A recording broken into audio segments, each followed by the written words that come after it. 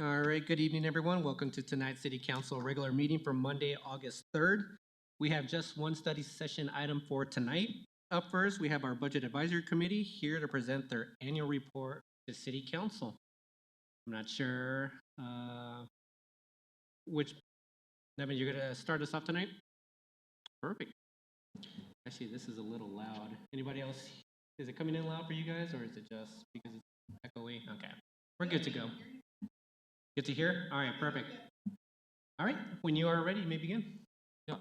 Hi, everyone. My name is Nevin Mandel with the Budget Advisory Committee. I appreciate you taking time today to let us present our annual report to you. This year has seen a number of changes for the Budget Advisory to everything he contributes to the committee in these coming months and years. And in addition to the turnover, we have also done a lot of work this year.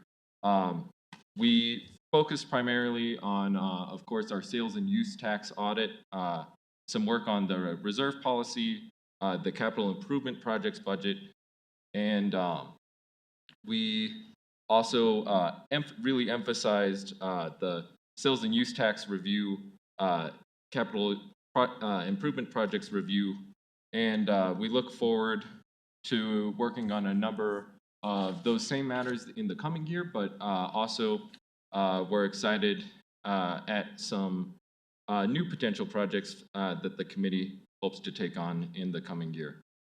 With that, we'll go a little bit more in depth with some of our 2025 projects. And speaking to the voter-approved initiatives, I'll introduce Peter. Sure, thanks, Nevin.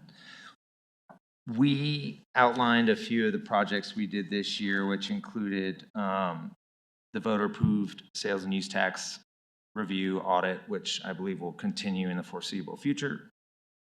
We also worked on the capital improvement projects, which has been a annual request as well.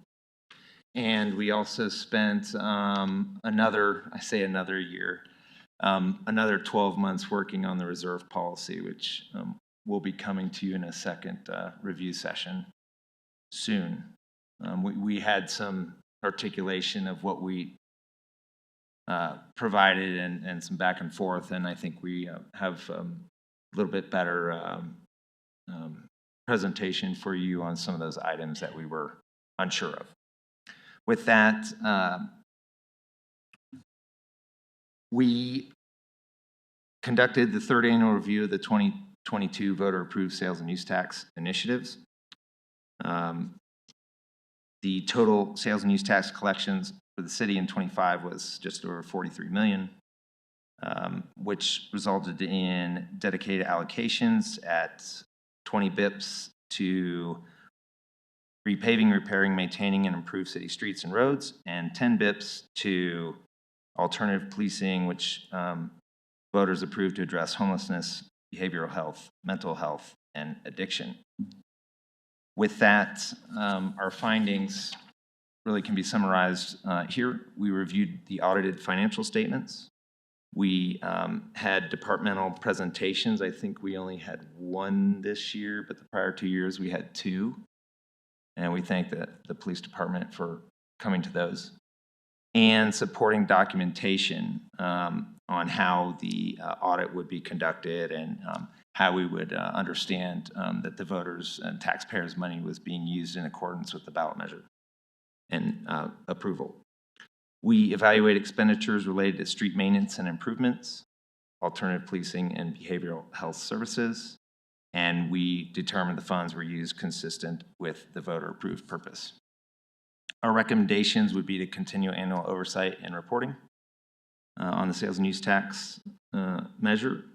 Another would be to improve transparency regarding staffing allocations, expenditures, and program outcomes. And finally, maintain a clear linkage between revenues, expenditures, and voter intent, as this being sort of a good guideline for potential future measures that would be passed, or at least presented to voters. The key takeaway for our sales and use tax review and audit this year was that the committee found dedicated tax revenues were administered appropriately and we certainly appreciated the staff's commitment to their transparency. With that, moving on to the next of the 3 projects for 25, the capital improvements project. The accomplishments that we noted were that we were able to participate in the city's CIP prioritization process for the 5th year. Previous committee recommendations led to improvements in the capital improvement projects prioritization workbook. Excuse me. There were several that were made this year that we felt sort of provided us with enhancements around transparency, independent evaluation, and also the quality of the project prioritization. It took out some of the difficulty in matching dollars with project selection, and also things around like safety and obvious measures that would accompany various projects.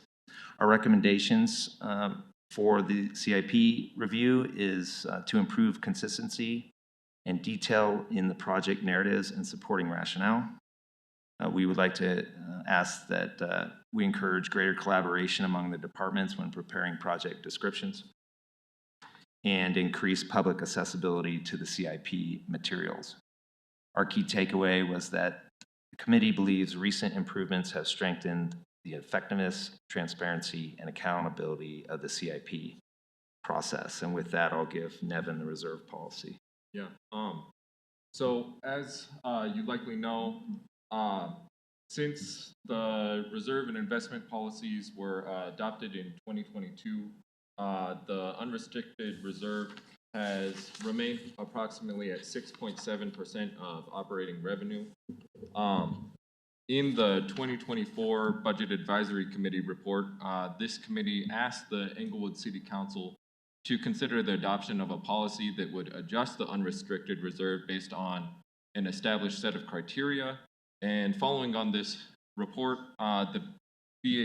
the Englewood City Council encouraged the Budget Advisory Committee to consider what those criteria should be and develop recommendations regarding how to best use those criteria. And the Budget Advisory Committee came up with 7 criteria, which in the reserve report that we presented are referred to as triggers, those being state and national economic factors, city sales and use tax revenue trends, city expense to revenue ratios, unassigned fund balance and capital spending ratios, the city's sales and use tax, city debt service ratio, and other relevant legislative and regulatory changes that could impact the city. And those criteria were used to develop the reserve policy recommendation that the Budget Advisory Committee presented in May 2026. During that presentation, the City Council raised a number of concerns that the Budget Advisory Committee hopes to address, particularly pertaining to a line in that recommendation that stated, an unfavorable result would intend to mean that budget restrictions should be implemented to not take from the reserve during risky times. This is something that we hope to address in a revised draft of that recommendation. It is my personal belief that one of the purposes of a reserve policy is to ensure that the city doesn't have to take drastic measures, and that we can draw on that reserve so that in times of economic downturn, the city can stabilize itself. And during that presentation, the council also suggested that it may be helpful to consider weighing those different triggers or criteria. And so that's another consideration that the Budget Advisory Committee intends to consider and figure out how best to implement. And we hope to present our findings to you later in the coming year. Peter has done a lot of work on the reserve policy, and so do you have anything that you feel you'd like to add to that? Not really, Nevin. I was just going to walk through it in the same summary that I did for the others, if that's okay. Yep, that works. Sure. So the progress made, as Nevin pointed out, this might be a little reiterative, but continued development of an objective reserve policy framework, which did not exist prior to us being assigned this task by City Council. We evaluated key financial and economic indicators, which include economic conditions, sales tax trends, revenue and expenditure performance, capital spending, debt service metrics, and as Nevin mentioned, legislative and regulatory changes, all of which we feel are very impacting to how we would consider a reserve adjustment. Recommendations, continue to refine reserve policy recommendations based on the City Council feedback. Thank you, Nevin, for mentioning that. Consider the weighting criteria to improve decision-making and develop the framework that balances fiscal flexibility, risk management, and long-term sustainability. We remain committed to developing a practical reserve policy that supports financial stability while also allowing flexibility in economic uncertainty. And then as I alluded to earlier, in addition to those matters that we have worked on last year and continuing our efforts in those areas, there are also two matters that we are currently slated to consider throughout the coming year. The first of which is consideration of a local consumer price index. This is something that was actually suggested to us by council members. And the purpose would be to give our city staff, council, and the Budget Advisory Committee additional data to determine inflation and other economic metrics for the city on a very localized scale.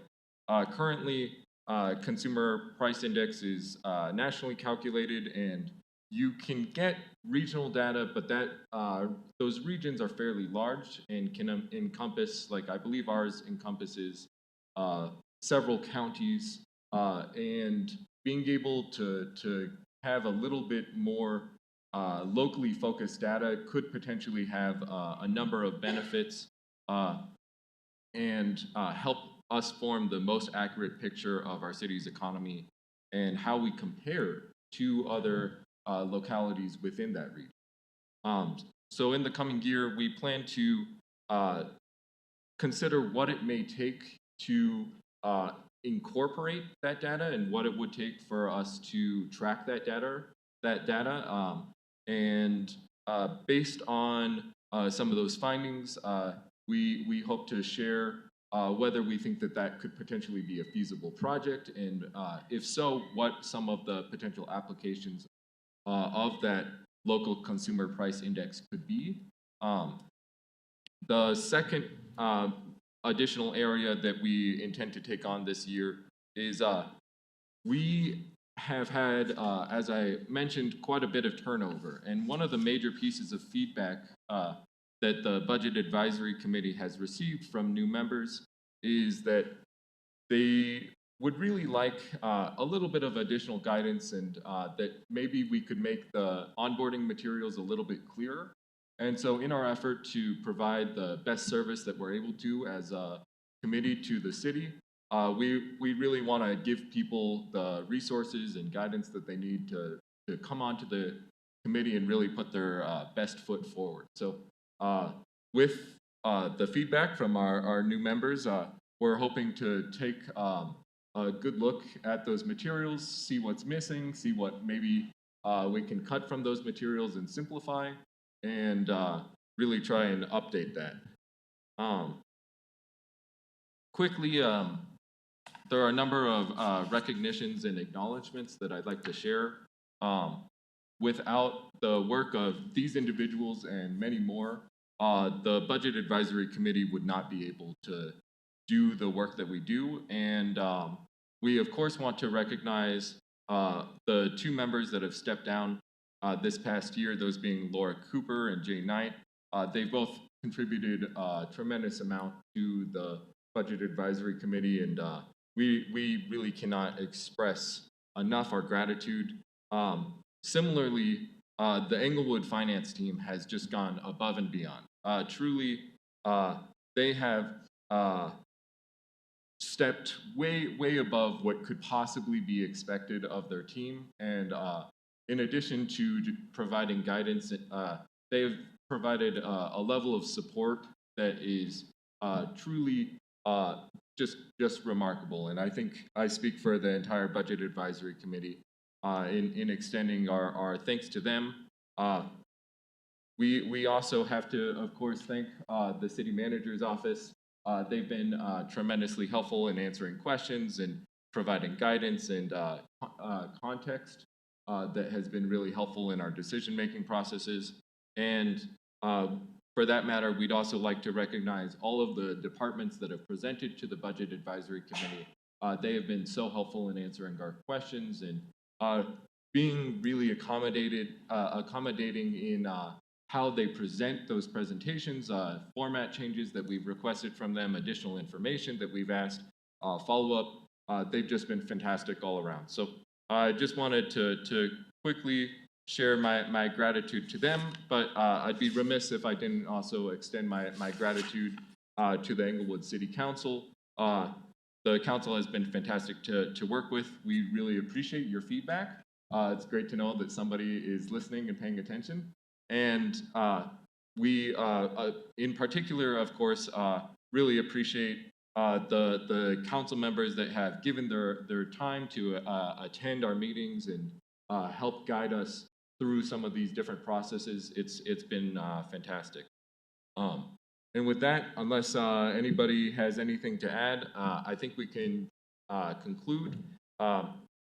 We really appreciate all of the ongoing diligence and prudence in managing the city budget from the work of municipal staff and the council. And we look forward to having continued involvement in the capital improvement plan process and the voter mandated review of expenditures associated with the sales and use tax measures for street maintenance and alternate policing. And we really are excited for the coming year and everything that it may hold. And we welcome opportunities through this report and the other work of the Budget Advisory Committee to share that with the City Council and the city. And we look forward to any additional feedback that the council cares to share with us. Thank you so much. Mr. Mandel, Mr. Eckel, Mr. Nonas, thank you very much for the presentation tonight, and obviously the Budget Advisory Committee for all the work that went into this annual report. I will start off with if there are any questions from members of council regarding the annual report or any other work that the Budget Committee has done. Any questions?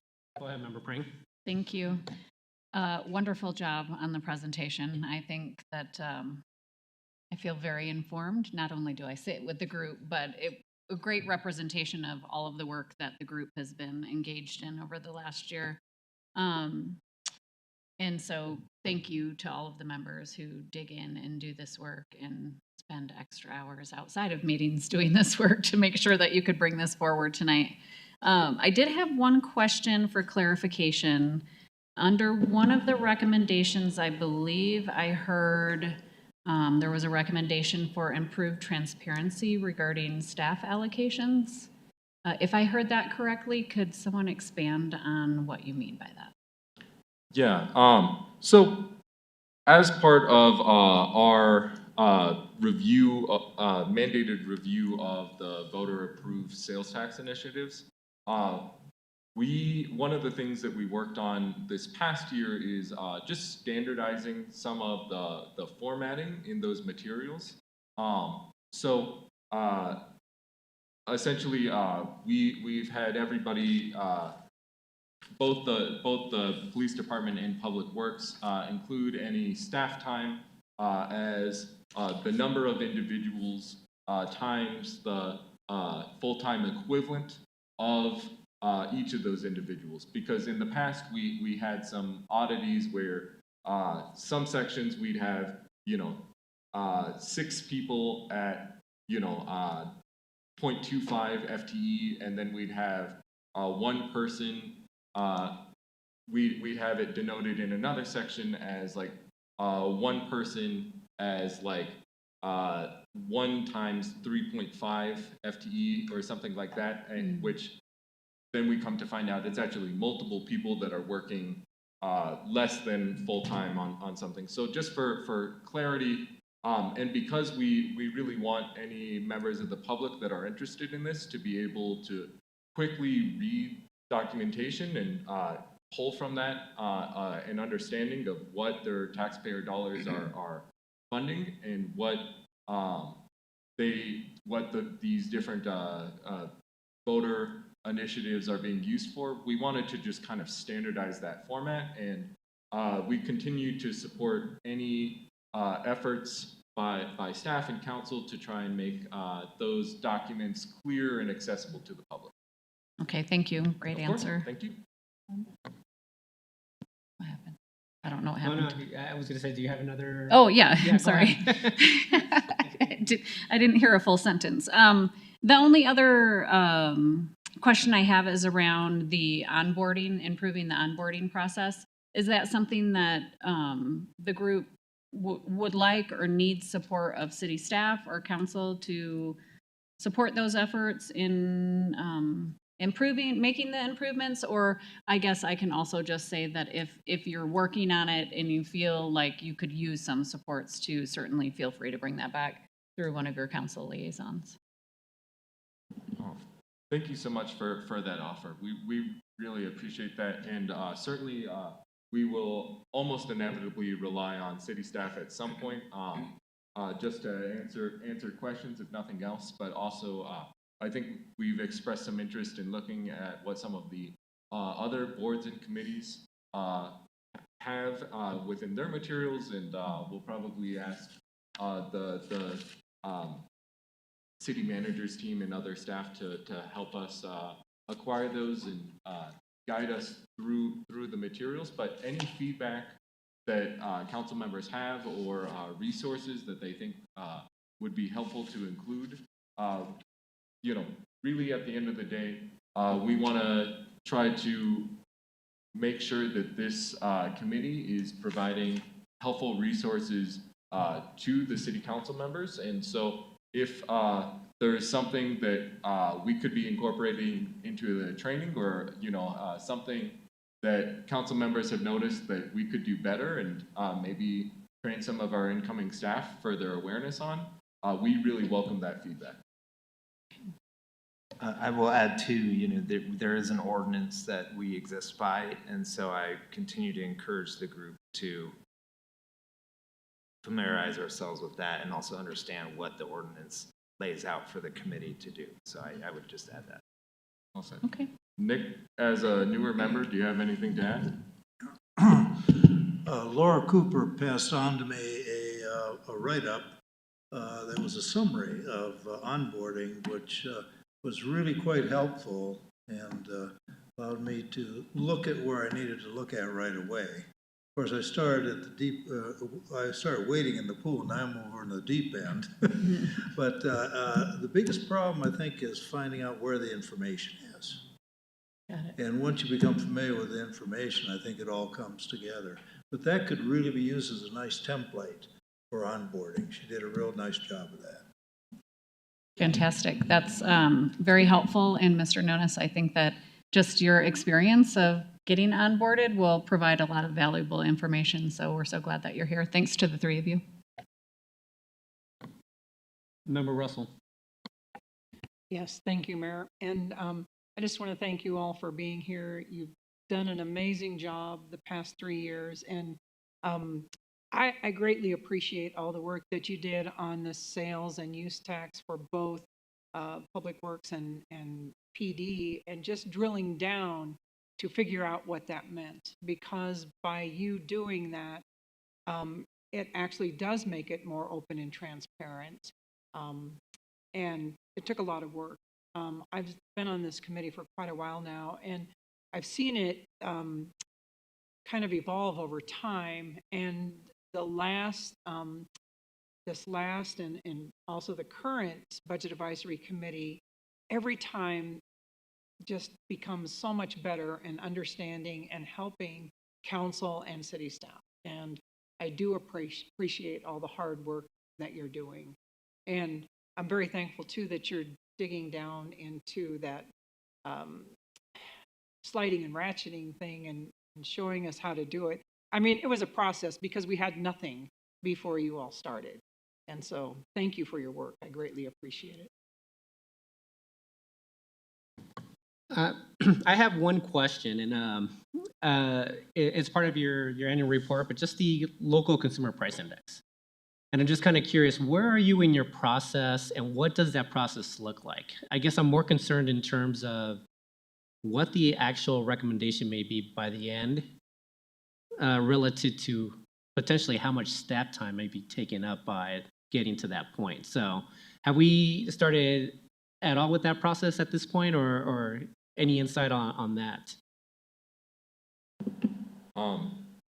So I can say we are really at the very beginning Right. of that process. We haven't really even had it as a formal agenda item yet. So it's something that we'll need a lot of discussion on. But one of the things that we hope to be able to bring to council is an idea of what it would take to do that. And we will very much rely on the city manager's team to help give us an idea of what sort of staff time might be necessary to accomplish some of what we hope to. But that's one of the parts of that consideration that we want to really take our time with is it going to be worth the resources and staff time that it would take?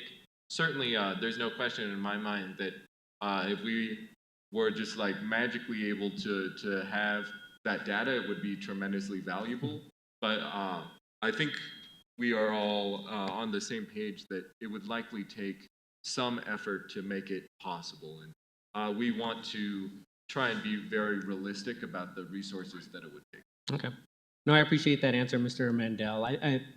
I agree with that. And if you're going to be taking the, if you're going to do the due diligence to find out whether or not it makes sense for us to go down that route, I think that would be good. I was going to suggest one other item that I may want to see the Budget Advisory Committee take up for next year. And I think it's become pretty relevant over the past few months when we started talking about the Old Hampton Complete Streets project and just the understanding of the tip within the DDA, right? And so I think this would be more for a educational purpose to not only, I guess to the council, but also to the public itself in terms of what it means when we start the tip clocks for the different areas of the 3 areas of the DDA. Right now, we only have 3 of the 6 that are turned on, and I believe we're going to be probably turning on the other 3 within the next year, maybe the next 18 months. And I guess what I would like to see the BAC look into is what is it that council should be taking into account with the fact that these tip clocks are going to be starting up and more of the sales tax and property tax revenues are, it's not really property tax, but what that impact is going to mean to capital projects across the entire city. And I think that would be a good exercise in order to inform council, but also inform the public on what that may mean. So I'm not sure if members of council have a different opinion on that or whether or not that this is a valid project for the Budget Advisory Committee, but I just thought with the conversations we've had recently that I think it makes sense to kind of get into that area. But Member Russell, if you wanted to chime in. I greatly appreciate that. And kind of what I would like to see is perhaps the Budget Advisory Committee evaluating it before council would vote on whether to approve it or not. I think that would be a direction to go also.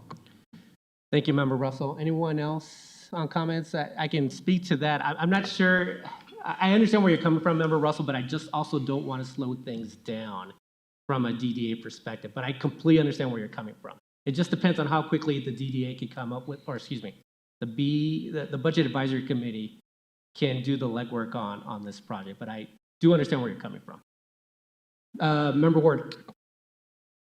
I concur. Tax increment financing is something that has baffled politicians and lay citizens for the decades since it became a thing here in Colorado.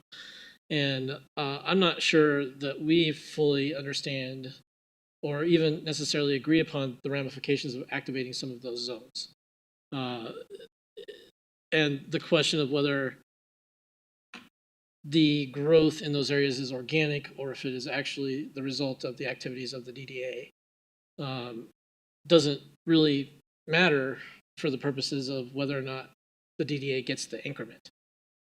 So I think this would be something that everybody would benefit from exploring more in depth, particularly as we start to flip some levers in the future.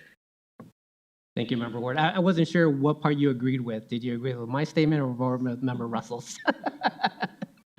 I agree that It needs to be looked at. TIFs are something Yeah, that are okay. not commonly understood by people who aren't lawyers or finance majors. Right. Okay. Nice save. I think it does look like there's no dissenting voices on that project. So anything from BAC, whether or not you have concerns about evaluating that aspect or anything else? Go ahead, Mr. Eckel. I think we're happy to look at it. And what is the timeframe and expectation? I would leave it to you because I'm not sure exactly how much research needs to be done on this. Obviously, from my perspective, if it could be part of the annual report next year, that would be ideal, but I don't want to put a clock on this in the event that this is complicated and it requires a little bit more due diligence before a report is gathered for council. That's my perspective, so. Go ahead, Member Pring. Yeah, I was just going to add that I think once you get into the assessment of the lift that it's going to take to potentially create a local consumer price index, if that's feeling like it's going to be a heavier lift, then maybe that's a trigger to then maybe put the pause on that for a little bit and dig into the TIF question and prioritize that for an annual report next year. I think that the group has a pretty good grasp on the workload that it would take to examine these types of things. And so they could probably advise us and send a report back through one of the council liaisons on what they're finding appropriate. Okay. Go ahead, Mr. Eckel. Thank you. I think we can just add it to the agenda for this week, and we'll talk about it for a few minutes among ourselves. And if we have our city council liaisons there, that would. Do you have a meeting this week? Oh, wow. Okay. I always thought it was the last Thursday of the month, or no? It's the first Thursday now. Okay. All right. We've met quite frequently this year. Right. Good to know, Mr. Summerson, or Councilmember Summerson, sorry. Thank you all for the presentation. Appreciate it. I got a chance to sit in one of your meetings earlier this year, and it was really incredible to watch you all work and the presentations from the city and your response to them. I just don't want to lose sight, I think, of, or maybe what I was hoping I heard from Member Ward, which is that I think having a study session or something on TIF in general, like there's a lot of mechanisms there that are beyond the EDDA. And so I think just having a better understanding, especially as we are reviewing budgets and looking at windfalls or shortfalls, I think understanding that process and where there might be opportunity to leverage beyond the DDA, I think would be important for council and the public. Thank you very much, Member Summerson. Is there consensus on having a study session on the TIF, getting an understanding? Okay, so it looks like we will add that to a study session in the near future. Thank you, Member Summerson. All right, anything else for our members of council? Anything else from the Budget Advisory Committee? Just want to thank you for your time, and we're looking forward to digging a little deeper on some of these.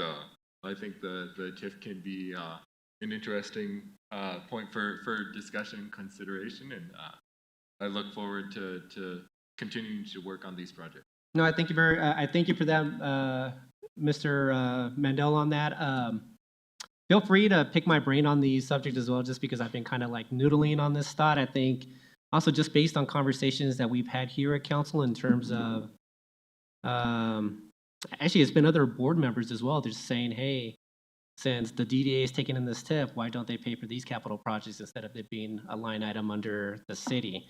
We've had those comments over the past year. So I think it would just be a good exercise for everyone to get on the same page in terms of what a recommendation would look like from the BAC, but also take into account conversations with staff and city council. So, but no, I thank you for taking this on, and I thank you to the three of you and to the board overall for all the work that you've done, and just the fact that anytime that you guys come here and provide an annual report, like it's one of the highlights of the year, and we like the guidance and the perspective that you provide us here on council. So thank you so much. All right, with that, everyone, that is our time for now. We will regroup at the top of the hour for the rest of the city council meeting. Thank you.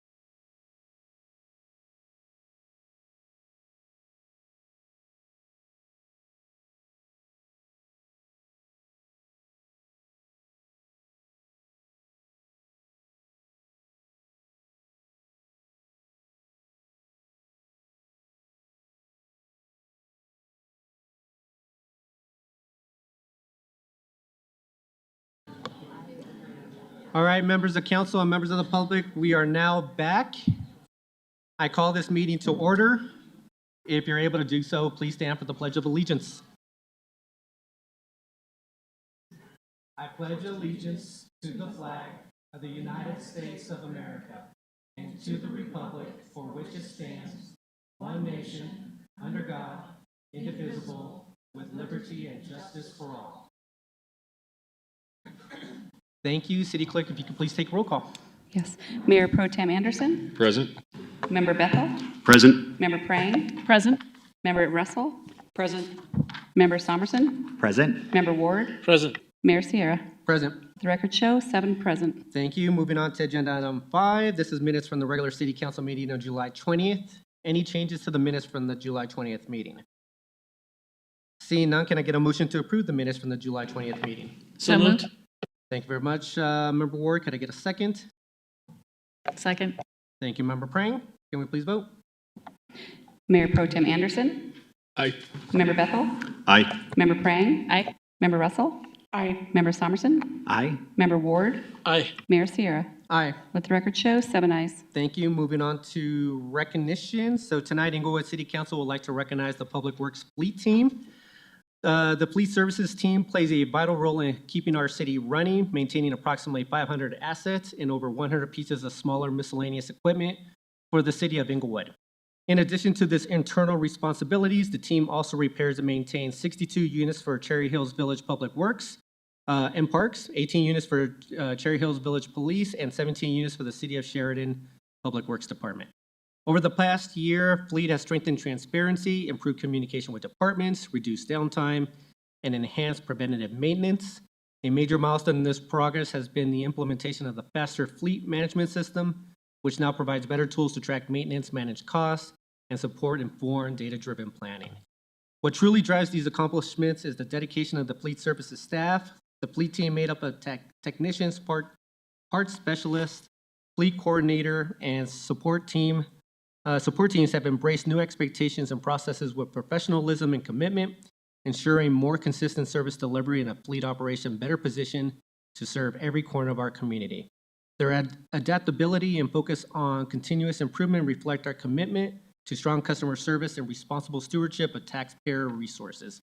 Please join me in thanking the Public Works Fleet Team for their many contributions to the City of Englewood and our entire community.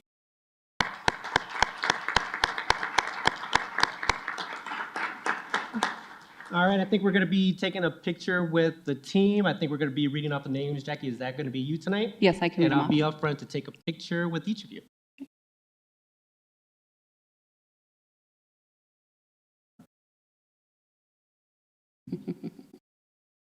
Right.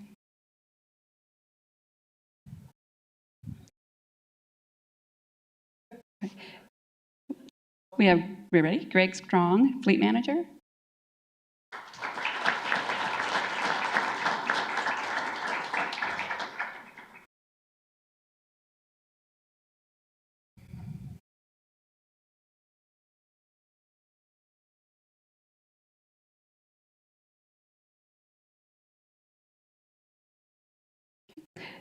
Greg Stillwell, Fleet Parts Specialist 2.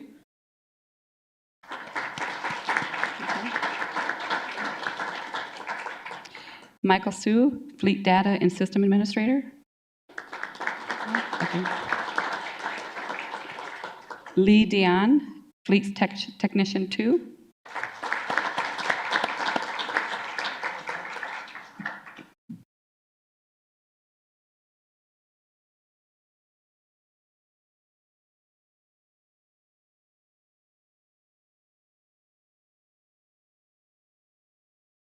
Gary McCauley, Fleet Technician 3.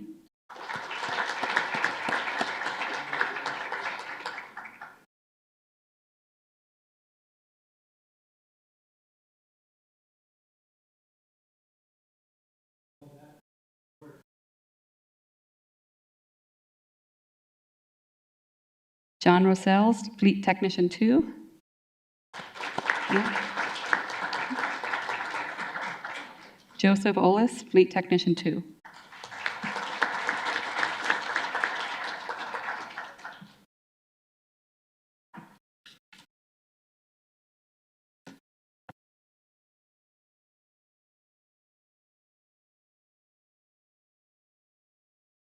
mind all coming up, we'll all take a picture.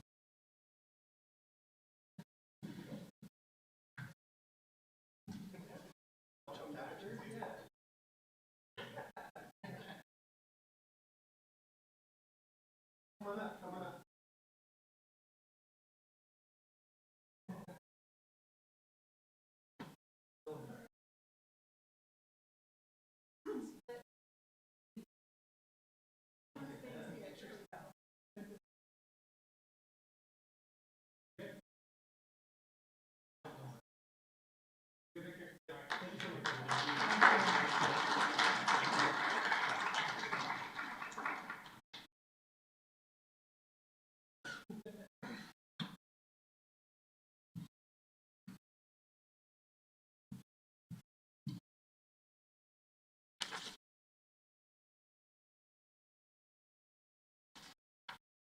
All right, next up, we're going to go ahead and recognize the 2026 summer interns.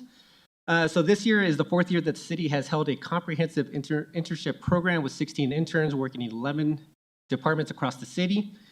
The interns have played a critical role in moving forward many key initiatives, such as creating a tool to improve volunteer tracking and participating in trainings hosted by Human Resources. We're going to have city manager and the deputy city manager read through each of the names and accomplishments of each intern. And then I'll, same as last time, I'll go ahead and take a picture with each of you, and then we will, as a council, take a picture with all 16 interns. So I will pass it over to Sean and Tim to read off the names and the accomplishments of each intern. Thank you, Mayor. We had a great group this year. We'll start with Yolanda Johnson from South Platte Renew. Yolanda has made meaningful contributions across several projects. She partnered with the engineering interns to develop a searchable database of engineering drawings, improving access for both engineers and operators. She also led a records inventory initiative, meeting with and supporting the Environmental Programs Division in completing their inventory documentation. Additionally, she applied her experience with Monday.com to rebuild and streamline the Records Program Board.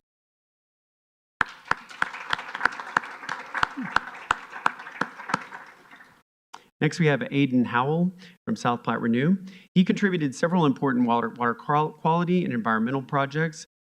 She completed a concentration and loading analysis highlighting the benefits of SPR's nutrient treatment on the downstream watershed, specifically Bar Lake and Milton Reservoir. She supported field efforts by assisting with river sampling, pretreatment sampling, and targeted water quality sampling at the plant to evaluate metals removal and identify areas with high total dissolved solids. Additionally, Aiden developed poster materials and craft activities for the annual Water Festival, helping enhance community education and engagement.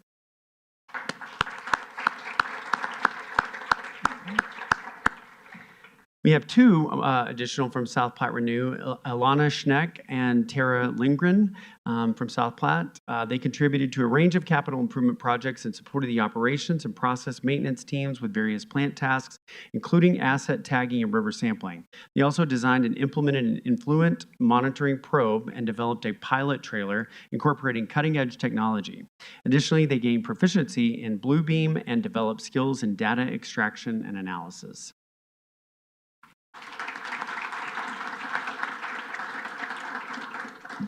I know South Platte Renew was very early getting their interns, so I think they may have already moved on from us. Next, we have Daniela Cisneros in finance. Daniela completed an in-depth analysis of the department's monthly tax reconciliation process, including recommendations for areas of improvement. She created and coordinated the finance department's internal customer satisfaction survey, and additionally, she prepared the Tax and Licensing Division 2027 budget proposal.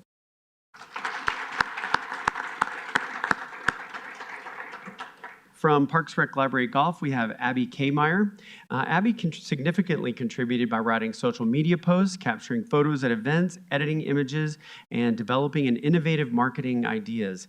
She led the library in Pirates Cove video projects and devised several marketing strategies for new recreational activities at the Englewood Rec Center and the Malley Recreation Center.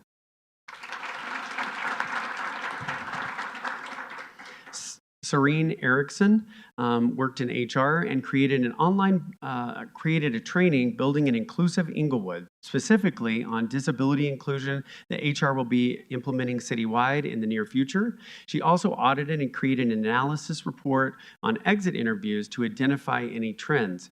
Serene reviewed and audited the HR SharePoint page to ensure all the HR information was accessible to all employees and is correct and up to date. Additionally, she assisted with the development of a comprehensive class and compensation market study for all classifications.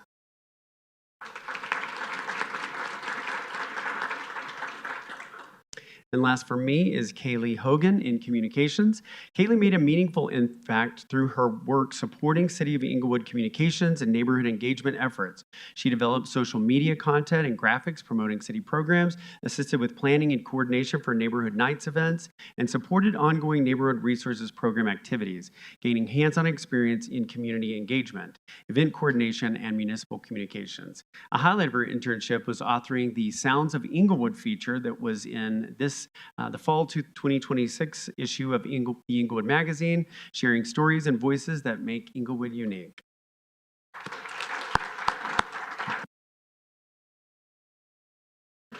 All right, I have the next several, so I'll start with Joe Moreja in Public Works. Joe was instrumental in helping the traffic department research and develop the infrastructure requirements needed to bring our school zones in compliance with House Bill 261318. He also gained valuable hands-on experience by utilizing survey and CAD tools to actively investigate and propose functional solutions for local alley and roadway drainage problems. Writing out his technical contributions, Joe demonstrated a strong attention to detail by successfully identifying and correcting key data inconsistencies within our asset management program.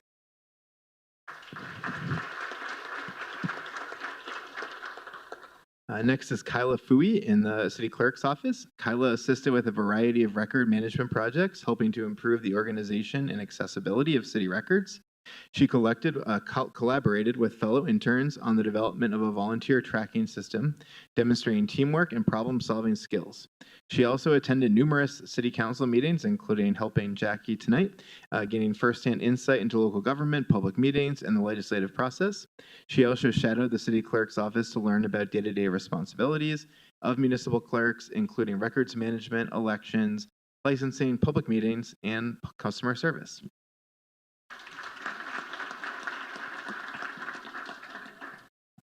Next is Morgan Soanes in the police department. Morgan made valuable contributions to the police department by compiling crime statistics into reports that highlighted community trends, designating informal e-bike rule flyers, and assisting with the planning of the inaugural Putt with the Police event, which was well organized and drew strong community participation. She also completed SEPTA safety assessments, contacted local businesses regarding no trespassing agreements and signage, and participated in the summer Broadway business safety meetings, collaborating with local business owners and city staff to discuss homelessness and public safety initiatives, and also played a key role in planning for National Night Out tomorrow night.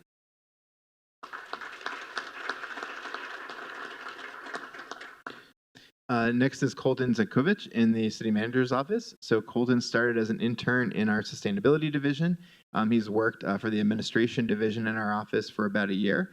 During that time, Colton has been a frequent presenter to council on numerous things, including the strategic plan, and also coordinated community focus groups, a survey, the council retreat, and several follow-up discussions on the strategic plan, of which we have one next week. Colton was also instrumental in developing a data governance charter and committee. He created the Up for Grabs program to recycle office furniture, led the Tri-Cities Homelessness Subcommittee to inclement weather, developed a structure for community conversations on homelessness, and led the development of the city's climate resiliency framework. Colton, I think, is now our 5th or 6th intern that will be actually transitioning to a full-time job with the city. He starts on Monday in our communications department as our neighborhood resources coordinator. So congratulations, Colton.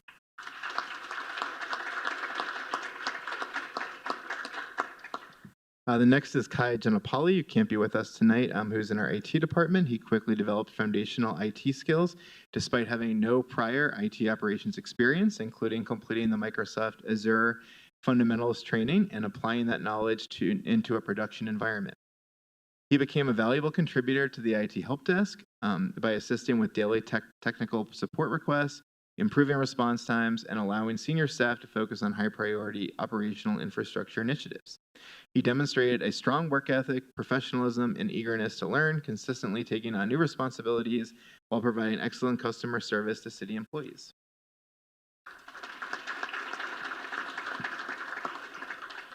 And the next three we have from our city attorney's office, starting with Nicholas Bruce. So Nicholas came to us from Boulder Law. He was with the city the last 5 weeks of summer, and he jumped in with both feet. Nick has proven himself to be particularly precise, careful, enthusiastic with his research and dialogue with the team, which will serve him well as a practitioner and has brought a positive energy to the city attorney's office. He has already provided in-depth analysis and well-supported recommendations concerning drone usage and permissibility, application of plastic bag fees by non-grocers, the legal review of subdivision plats, and also prepared for board and commission training on the rules of meeting procedures.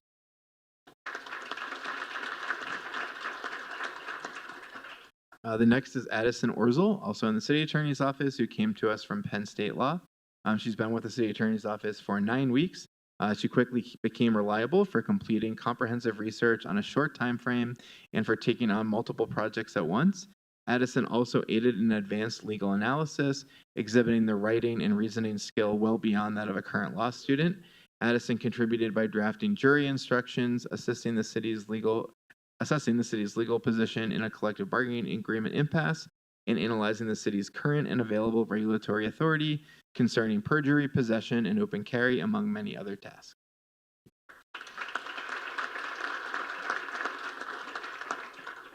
And finally, but of course not least, is Tynan Shaw in the city attorney's office. Tynan is a law student at CU Boulder who spent the first weeks of summer in the city attorney's office completing special projects. Their background in accounting enabled him to focus on finance-related legal projects. He produced the city's PCI compliance process and checklist for accepting credit card and digital payments, completed a 73-page booklet outlining all the state's 2026 session laws and how they impact each city department, and prepared a high-level presentation for the city attorney's office concerning legal updates and current status of the law from his summer's Colorado Municipal League Conference.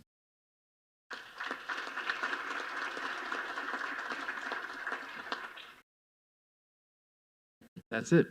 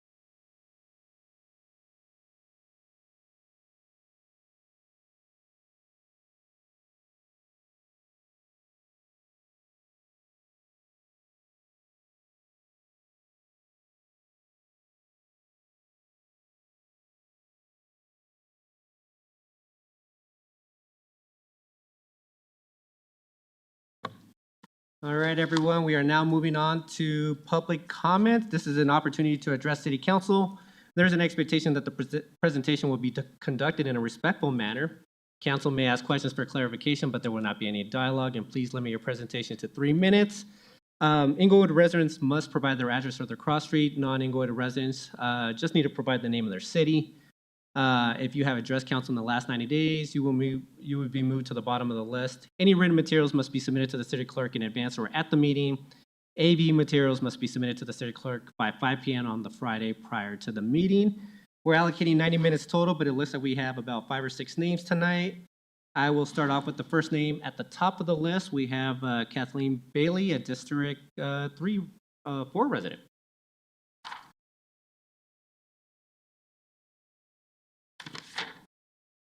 Good evening, Ms. Bailey. When you are ready, you may begin.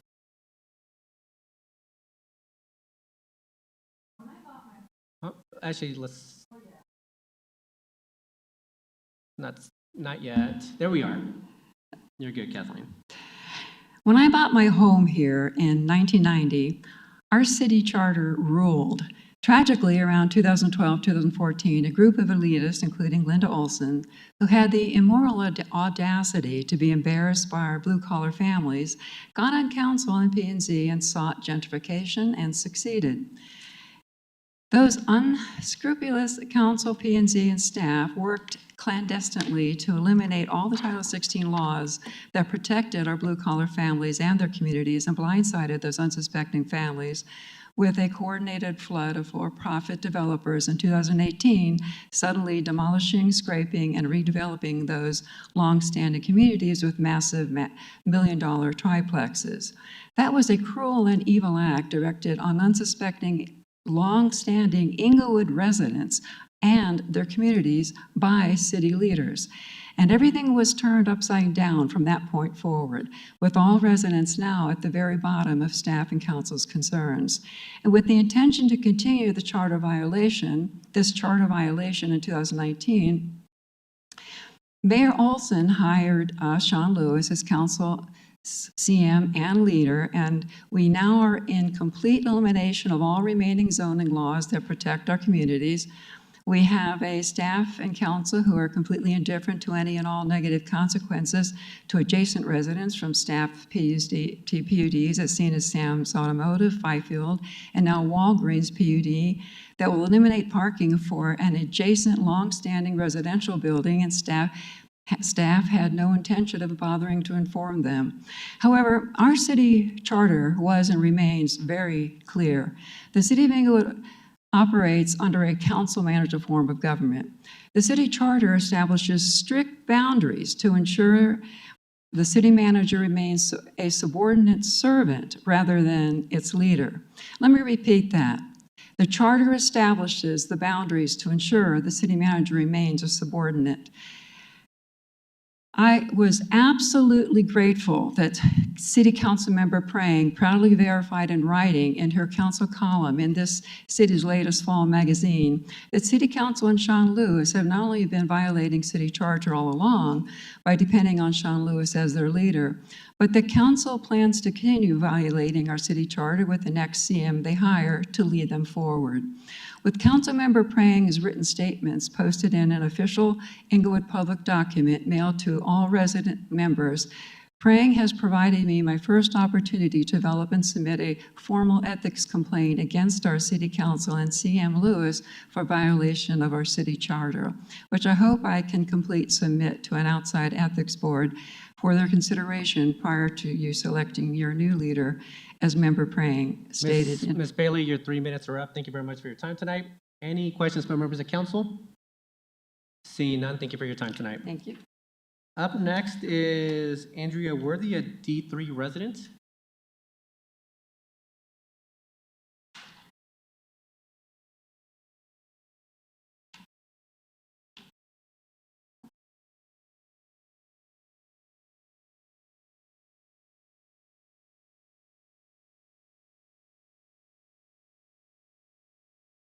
Good evening, Ms. Worthy. When you are ready, you may begin. Yes, my name is Andrea Worthy. My issue is with our neighbors, 1220 West Oxford Avenue. The issue is they want to put a trailer park in the back of their property. They want to put an RV park in the front of the property. They want to remove the curb because the way the driveway is, they cannot get trailers nor RVs in there.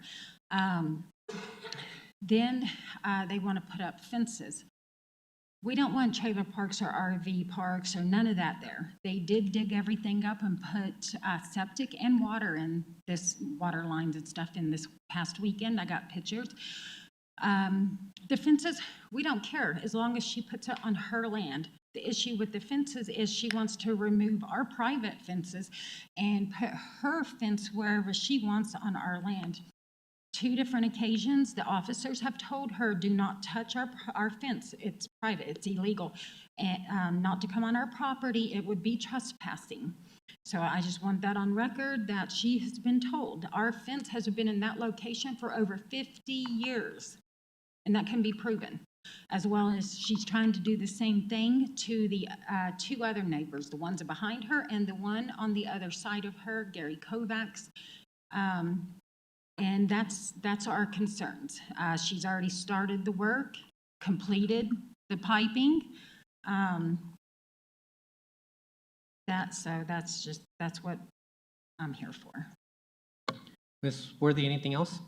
No, sir. Thank Ms. you. Worthy, thank you very much for your time tonight. Looks like we have at least one question. Go ahead, Member Russell. Thank you, Ms. Worthy. So you have pictures. Could you send those to council?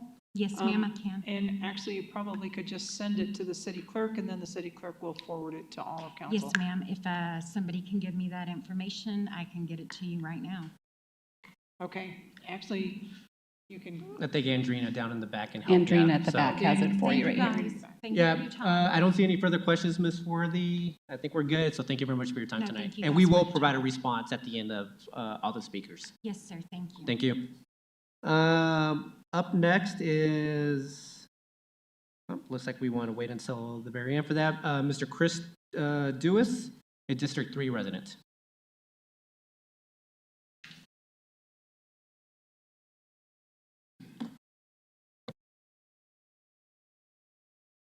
Mr. Dewis, when you're ready, you may begin. Good evening, Mayor and City Council. I wish I didn't have to be here tonight. I'm playing these photographs so they are part of the record. The citizens need to be aware of these hazards. I find it personally upsetting and disturbing and very dangerous. Last week, during the busiest night of the year, as thousands of people from around Denver came to cruise their hot rods at South Broadway, I invited a friend to come and share the experience.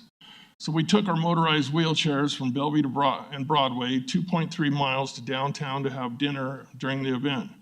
The slideshow shows neglected sidewalks of overgrown weeds, trash that's been there for a very long time. It also documents damage caused during the directional boring operations and construction. Have any of you walked this corridor? What good is $20 million ADA ramps when you can't use the rest of the sidewalks? I know you'll say the project isn't done, but this also shouldn't be such a mess. What we encountered is unacceptable. Broken sidewalks, potholes, gravel, mud, exposed bolts, pipes sticking out of the ground, weeds, trash, camping debris, and construction areas made travel extremely difficult. It wasn't just an inconvenience, it was dangerous and embarrassing. During our trip, we encountered individuals who appeared under the influence of drugs blocking the sidewalk. We also an encampment on the Hampton Bridge. We couldn't safely go around them because the wheelchairs couldn't leave and re-enter the curb. This turned into an altercation with the people. My friend was scared. After arriving at Gallo, I spoke to the owner and manager. I've known both since they've opened that restaurant. They told me they regularly pick up trash, needles, and drug paraphernalia out front. They also told me she's watched this corridor decline over the last 6 years. I've also witnessed 3 crashes near bus stops in the last 3 weeks. We need to ask whether traffic efforts are improving safety, if the calming efforts are improving safety or creating new problems, while basic maintenance is being ignored. The Oxford intersection has been tore out for over a month, with no work being done. The traffic on Broadway over the summer is causing major traffic jams. When the buses stop in the middle of the number 2 lane, the front of the bus stops, the traffic behind scramble to go around, causing more chaos. I've watched cars scramble to get around buses nearly wrecking. Are any of you aware of these problems? This is wearing on the people's nerves. You need to fix and learn from this problem before moving on to other projects. Finish what you've started, repair the sidewalks. Responsible parties need to be held accountable. Support the businesses that have been here. Mr. Dewis, your 3 minutes are up. Thank you very much for your time. Member Russell, go ahead. Thank you, Mayor. Thank you, Mr. Dewis. What side of the street, what side of Broadway were you on? We traveled northbound on the east side of Broadway. Okay, and do you have any idea how many missing pieces of sidewalk there were? I didn't count them, but. And were there any signs that said sidewalk closed. There's no signage for any of that. I mean, it's super duper dangerous. I wouldn't be here. I was pissed. I was frustrated. I was embarrassed. I won't be doing business in Englewood. I won't be taking my girlfriend down there. We're going to Littleton. We're going to Lone Tree. Not until you guys fix the situation. I've been here for a super long time. Thank you. Yeah. Thank you, Mr. Duas. Member Prank. Thank you, Mr. Duas. I just had a quick question on which reference or restaurant it was that you referenced. Gallo. Gallo. Okay, thank you.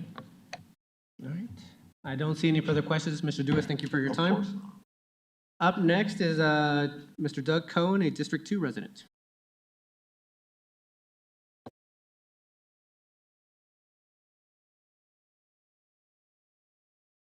Good evening, Mr. Cohn. When you are ready, you may begin. Good evening. My name is Doug Cohn. I live on Marion Street. I'm a member of the historic Englewood group.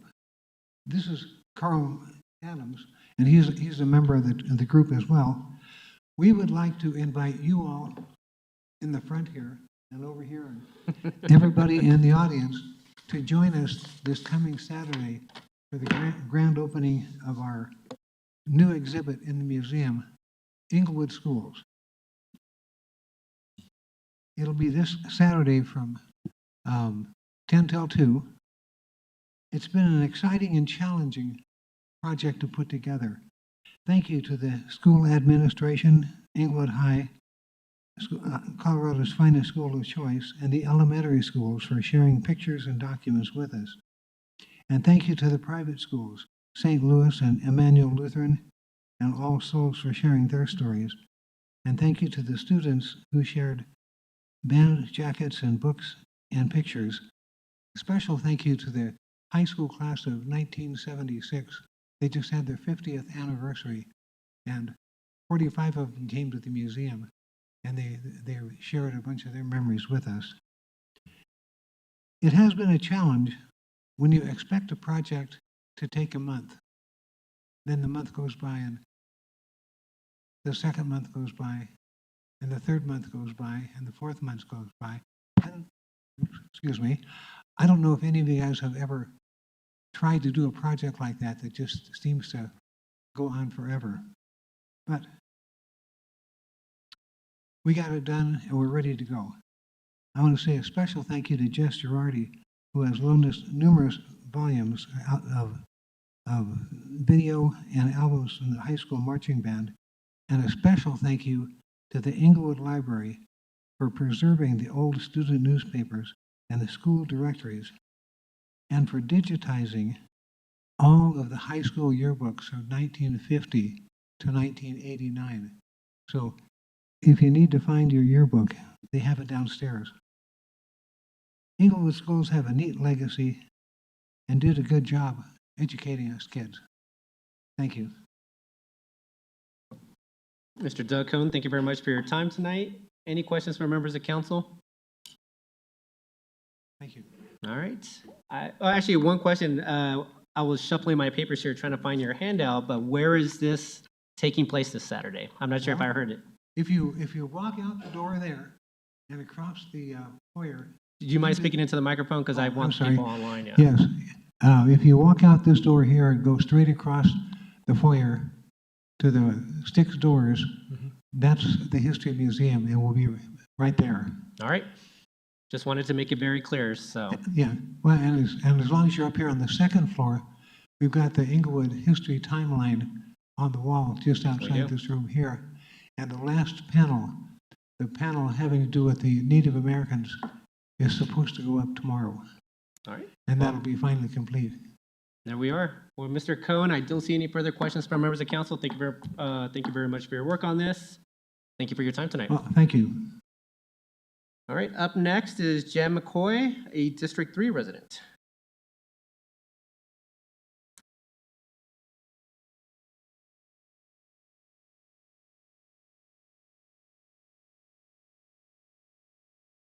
Good evening, Ms. McCoy. When you are ready, you may begin.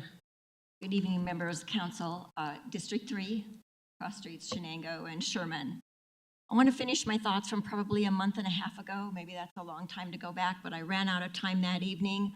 I really want to encourage, as you guys go forward with the strategic plan, to consider where the budget is going with all of this. And I know there are a million things that people would like to see done. But right now, one of the members pointed out that it may be more important to stick with the basics and some of the public services like roads, field, whatever, rather than too much of what I might call frou-frou. And I'm sure everybody sort of understands what that means. We, and especially with what's going on and some of the things presented tonight by Mr. Dewis, it's really tough to see things going backwards before they go forwards. I hope there'll be enough money left in the budget for what I would consider power washing, all of the obnoxious markations that have been necessary for underground utilities. Everything is tagged with red lines, sidewalks, everywhere, light posts, everything's been tagged. And I hope there'll be enough. When I heard last week, I think it was last week, that $35,000 per block is being spent on painting medians, I nearly flipped out. Now, we knew that was in the budget, but that has been controversial since day one. And at this point, I would like to see something, maybe it's my style, but something more enduring and classic than what we're doing with painted medians and colors.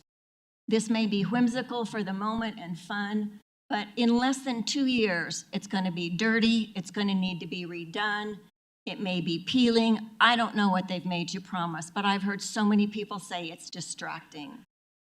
So before I leave tonight up here, I would also like to address the water bills. And I know that new program you installed was a boondoggle from just about day one. I don't understand the contractual trouble you got in and how you got there, but I find it extremely offensive. And in my view, it's almost illegal to charge per 1,000 gallons. That means that people are paying for 999 gallons, perhaps in a slot that they're not even using. The technology that should be available today should make that an easy fix, that you ought to know how many 554 gallons got spent in water.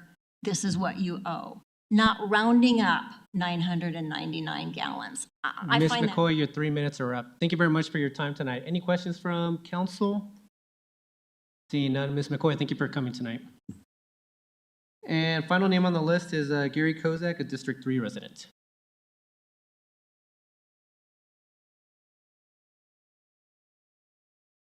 Good evening, Mr. Kozak. Gary Kozak in his District 4. I'm here to address I was officially on the board that was over to the Citizens Board that was looking at the South Broadway. And we were never told about the bulb outs on the east-west roadways. The bulb out that's at Oxford, you sit there and all of a sudden now you don't have a right-hand turn lane. They used to have a straight arrow and a right-hand turn lane sign. We've eliminated it. Oh, well, that's not hard. Go check out Quincy where they've done the same thing and see how many tire marks are already on it. Oxford is a major collector. I was on the city council when we got that to be designated as a major collector. And obviously I've got other arguments down there too, okay? But you better take a look before you go any further there, how bad that's going to be, backing up traffic and a hazard. Oh, wait a minute, the bike lane's there too. Now that has to get out in the traffic also. And Steve, thank you for calling me back the one time, but did you ever come down to see the problems we have? Trash all the time. Oh, the street sweeper comes by, that's great. In the middle of the day, well, we got 60 cars parked there. They don't get the sidewalk done and the curb and gutter. They go right through, that's great. We're great to see them down there. Why don't you come at 4 o'clock when all these guys, all these clowns leave? They're throwing screws out, trash out all the time. Oh, and let me bring up a point to the chief. I called in because I needed in my driveway and I had a car blocking it. I called it between 10 and 11 o'clock And nothing was ever done, and at 4 o'clock, 3:30, the guy finally come off his job and drove away. Thanks a lot. Well, all my neighbors will tell you the same thing. It doesn't do any good to call. And why is that? Because if you don't respond, they could care less. I had one threaten me the other day, and I called that in. Okay? We got to put up with it. I'm living with that. As far as the one that talked about our neighbor, there was no permit pulled out there. I looked it up. She ran a water and sewer line over where she's going to put a trailer. Yeah, I've got a trailer sitting there, but nobody's living in it because we're going to convert that to a food truck. But she's going to go ahead and try to convert it. She's asked to change the sidewalks and everything else. Oh, and she threatened the gal that got up here. She threatened because she had a survey done on the property lines. Well, excuse me, those property lines have been there over 75 years, my entire life. In Colorado state law, if you've got a fence line that's been there for 20 years or more and cannot be verified, that's the property line. No matter. Mr. Kozak, your 3 minutes are up. Thank you very much for your time tonight. Any questions for members of council? Go ahead, Member Russell. Is the address of the house where the water and sewer line went in the same as the one that was talked about earlier? It's 1210. 1210? She said it was 1220, but it's 1210. Okay. It's right just east of my house. Okay. Thank you. And they did a real quick job. They came in, dug it all up, ran the pipes Mr. Kozak, over. I think you answered the question. I think it was more around the okay, address. thank you. And actually, and it was Saturday, right, that the water and It was sewer Saturday lines got morning, done?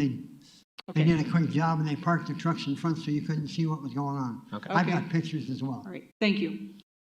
All right, thank you very much, Member Russell. I see no further questions. Mr. Kozak, thank you for your time tonight. Thank you. All right, with that, that concludes public comment. This is now an opportunity to provide a response to public comment or give council members choice. I'll let any members of council jump in first. Anyone want to start off? Go ahead, Member Russell. Thank you. I actually would like to thank everyone that came out tonight to speak to us. I greatly appreciate everything that you have shared with us. The property, actually, I would like to do a council request on the property. It's 1210 West Oxford. And would you also let council know if there were water and sewer lines dug, can that be undone if it's not zoned? I mean, I guess we need zoning information and everything about that property. Because they're supposedly building RV park and trailer park there. And I do think I asked that question over the weekend. Also, thank you to Mr. Dewis for coming and showing the pictures of the sidewalks. That truly is appalling. And I would like to know when we intend to fix those sidewalks. And it also actually reminds me of another sidewalk on Old Hampton between Grant and, this is another council request, between Grant and Logan on the south side of the street. I asked about that several months ago. There are people that walk to church from Traditions, that block, and I asked if that sidewalk was going to be paved, so I would like to know if that's been done. I'm sorry, one question. So that was on Old Hampton between Grant and Logan? Is that correct? Yes. Okay. On the south side of the street. So that's a research request. Thank you very much, Member Russell. Go ahead. Okay, and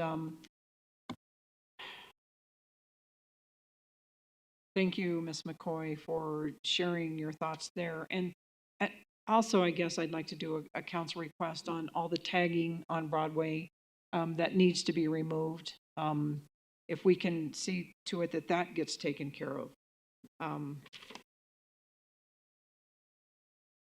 And Mr. Kozak, thank you for coming out. I think I've covered everything there that I wanted to get council requests on. Thank you. Thank you, Member Russell. Member Prang. Thank you, Mayor. I too want to thank everyone for coming out to speak tonight. I am hearing echoes of concerns that I've heard from emails and other members or conversations with other residents.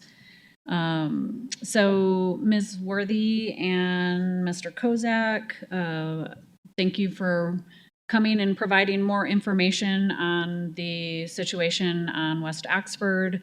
We did receive an email from our deputy city manager today that laid out some of what's going on there. Just know that there is awareness of the situation. Staff has their eyes on it, and there are definitely some unallowable, perhaps intentions occurring in that situation. And so we will be following through and making sure that that doesn't move forward in ways that are not allowed by code.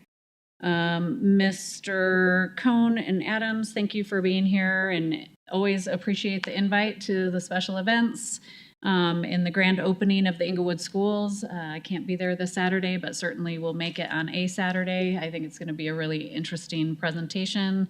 Always kind of cool to see the history of the schools and the path that they've been through, and I'll try to bring my daughter with me too, so that as a graduating senior, she can remember some of the history of what she's come through in those schools. Miss McCoy, I largely just want to respond to your comments on the medians. I agree with you. I have already asked that we have follow-up conversations on what we're doing in the medians along South Broadway. And I agree with your sentiment of something that's a little more enduring and a different kind of look. So hopefully we will be able to have some good conversation and decision-making around that. And then Mr. Dewis, I wanted to address you specifically, one, for, again, mirroring what Member Russell said, like, thank you for bringing the pictures. That is very helpful to see the visual proof of things that are being brought forward. I also find it highly unacceptable. It is embarrassing. And so I guess I would ask the city manager to do whatever follow-up is necessary to make sure that as we're continuing work along that corridor, that we've got crews that are going out at some kind of regular interval to check to make sure we don't have the piles of tape and the garbage piles sitting around. I understand the project is ongoing and it's gonna take some growing pains for us to get there, but I think we could keep it cleaned up along the way. Also, Mr. Dewis, I wanted to let you know that I did go out and drive around in one of our latest rains. Unfortunately, on that day, it didn't amp up enough to really have rivers of water moving down the street, but I did, even in that small rain, I was able to see some collecting of water. So I appreciate you bringing that to our attention. I also encourage you to reach out to me so that I can have your contact information, and perhaps you can help keep me alerted on better times to go out and check, because that day I just wasn't able to see the full impact of what you've demonstrated to us before. To that end, I do have a couple of other comments or issues that center on the bulb outs that are specifically at Shenango in Broadway. Well, I guess one was, the rain and the water flow around the area. But secondly, I had another resident today inform me that they witnessed 3 vehicles crashing over that bulb out just this weekend. And that is pretty concerning to me. I understand that we're gonna maybe have some more infrastructure that will make that space a little more noticeable, but I'm just wondering if there's solutions in the meantime to paint it a bright color or something. And as much as, we want residents to kind of get used to what's there and what's coming, I myself have, when it first was installed, found myself in a situation where I had to quickly make a decision, not realizing that it was right there. So I agree that it's not super noticeable right now. And if we have vehicles that are going up and over that really scares me for pedestrian safety. So if anything that we can do to make that specific bulb out more noticeable, just given the historical vehicle patterns in that specific area, I think would be helpful. And that's all I have. Thank you. Thank you very much, Member Praying. Member Ward. I wanted to circle back to the sidewalk question. I think it would help me if I knew how long the sidewalks had been in that condition, what the purpose of removing the sidewalk was, and what the expected duration of that would be, along with the question of whether or not the temporary fill meets the relevant code and accessibility requirements. I know it's unsightly, but I also know that it's an active construction zone. I just would like to know or have some assurance that we are following the appropriate procedure there. Back to the bulb out, I think Member Prang is correct. I've found myself somewhat dissatisfied with the way those bulb outs have been implemented, particularly with the lack of road striping. Any other place where you have a right turn only, you have adequate warning, both indications on the road striping, indications from no right turn signage, indications of lane ends ahead, well in advance. And it looks to me, driving Broadway every day, that these bulb outs, unfinished as they may be, do not have adequate warning, even now after we address some of the initial issues at Chenango. So I don't know what we can do about that with the project half finished, but I think we're arguably doing a disservice to our drivers through the city with the condition in the way it is. I think that's all I have on that one. Thank you. Member Summerson. I would like to echo the thanks to everyone who stood up here and spoke tonight. It's extremely important. Sending emails also important. So if you can't make it tonight, please make sure you're reaching out to us so we can help you out. A couple of just quick things. I also would agree with probably almost everyone up here. Our sidewalks need to be passable, or they need to be signed appropriately if they're not passable, so that people are not caught unexpected. And then I'd like to go back to public comment for a couple of weeks ago around the tree at Dartmouth and Broadway. I want to thank the Parks Department for adding a few more options to that council request. It turns out that their desire was to just remove by the business owner was to just remove the tree and not replace it in that location, but plant trees other locations. I think that's a bigger compromise than I think any of us were anticipating when we had thought that there might be some collaborative conversation there. And so just want to make sure we're following, or that everyone up here especially is aware that that council request was updated with six different options now in terms of thinking about the canopy and the treescape. And what's really important, and it would be a very, very sunny and uncomfortable corner for people to stand in waiting to cross the street. So, and then also just from the Budget Advisory Committee's presentation earlier, their conversation around the thinking about how to revamp their onboarding documentation just recalled for me conversations that I know this body had while I was in the audience, and I think we have had since I've been on the dais, but an opportunity to really for us to look at boards and commissions and identify or understand where they may be or where their charge may have evolved. I know the request from the BAC to look to other boards and commissions to learn is something that we were looking for when I was most recently on the Code Compliance Committee. And so I just think it'd be great for us to perhaps revisit boards and commissions, not to redo them, but to understand where the annual goals are coming from and all of these things that we're seeing as liaisons, just more put together. So. Thank you, Member Summerson. Anyone else for council member's choice or response to public comment? All right, I see none. All right, we're going to move on to consent agenda items. I believe there was only one poll tonight, and that was, I should have wrote it down, but it was the IGA. It was 981, correct? Member Pring? Okay. Any other items need to be pulled tonight? All right. If not, can I get a motion to approve 9B1 and 2, 9C1 and 2? So moved. Thank you, Mayor Pro Tem. Could I get a second? Second. Thank you, Member Bethel. Can we please vote? Mayor Pro Tem Anderson. Aye. Member Bethel. Aye. Member Prang. Aye. Member Russell. Aye. Member Summerson. Aye. Member Ward. Aye. Mayor Sierra. Aye. Let the record show, 7 ayes. Thank you so much. Next question, I believe, may be to our Director of South Platte Renew. I believe this is a question from Member Prang regarding the IGA between the city and the school district regarding Hosanna Complex. Member Prang, I'll ask you to ask your question. We'll figure out exactly who's going to have to answer it. Thank you. I have just a few areas of focus. One, I was curious about the timeframes in which the city has to make repairs. It feels to me like 24 hours might be a little unreasonable. So I'd like to learn a little bit more on how the 24-hour timeframe for repairs to be accomplished was determined. Although I do understand that the IGA speaks to if it can't be done within 24 hours, then notice be given.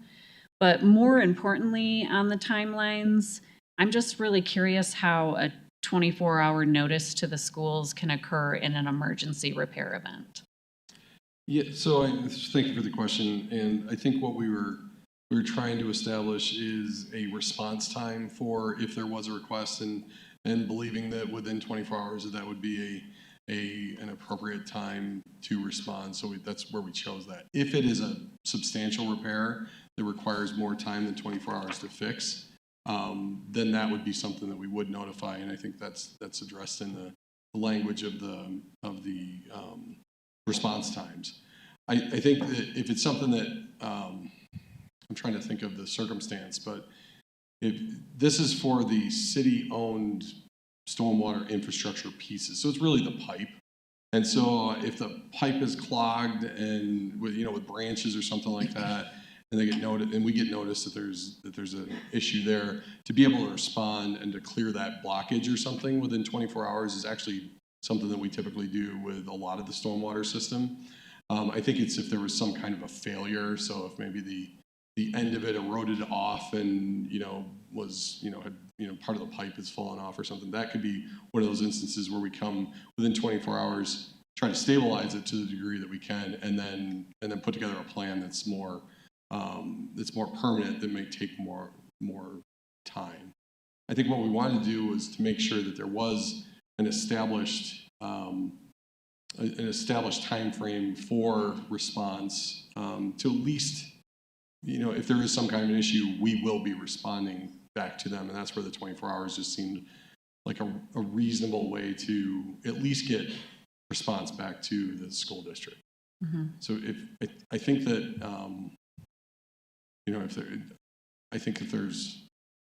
if we get into the agreement and it starts to look like that time frame is unreasonable, then maybe we revisit that with the district down the road. But I think right now, because I think if it's really situations that I'm thinking of, like the pipe being plugged, usually we can get out to those things within 24 hours during a rain event or storm like that. So I think that's generally the thought process that went into it.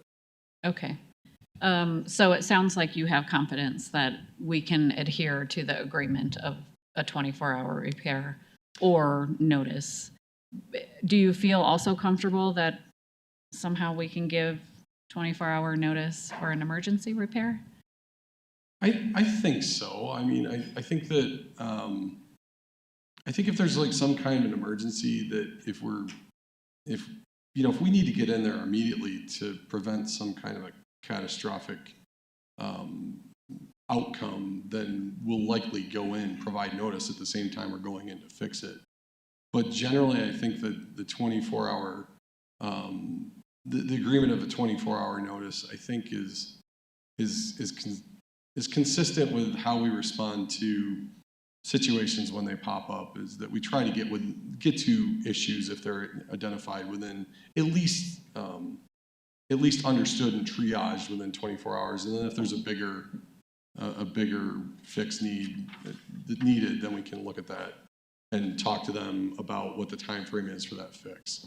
So I think, yes, I'm comfortable, and we'll see once the agreement goes into place. And if we start to run into issues, we'll likely bring it back. Hey, Peter, before we Ms. Bailey, do you mind if we take that conversation outside? I'm starting to pick up some stuff on the mic, so. Thank you. I think that satisfies those questions around the 24-hour timeframes. And the only other thing I wanted to address with this, and I'm not sure that Director Van Rij is the person to answer it, probably city staff, city attorney.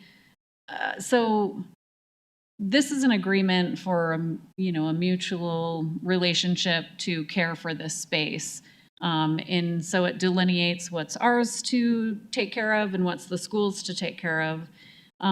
I just want to encourage there to be some level of conversation with the schools around the conditions of the tennis courts, that being one of their areas of responsibility within this agreement.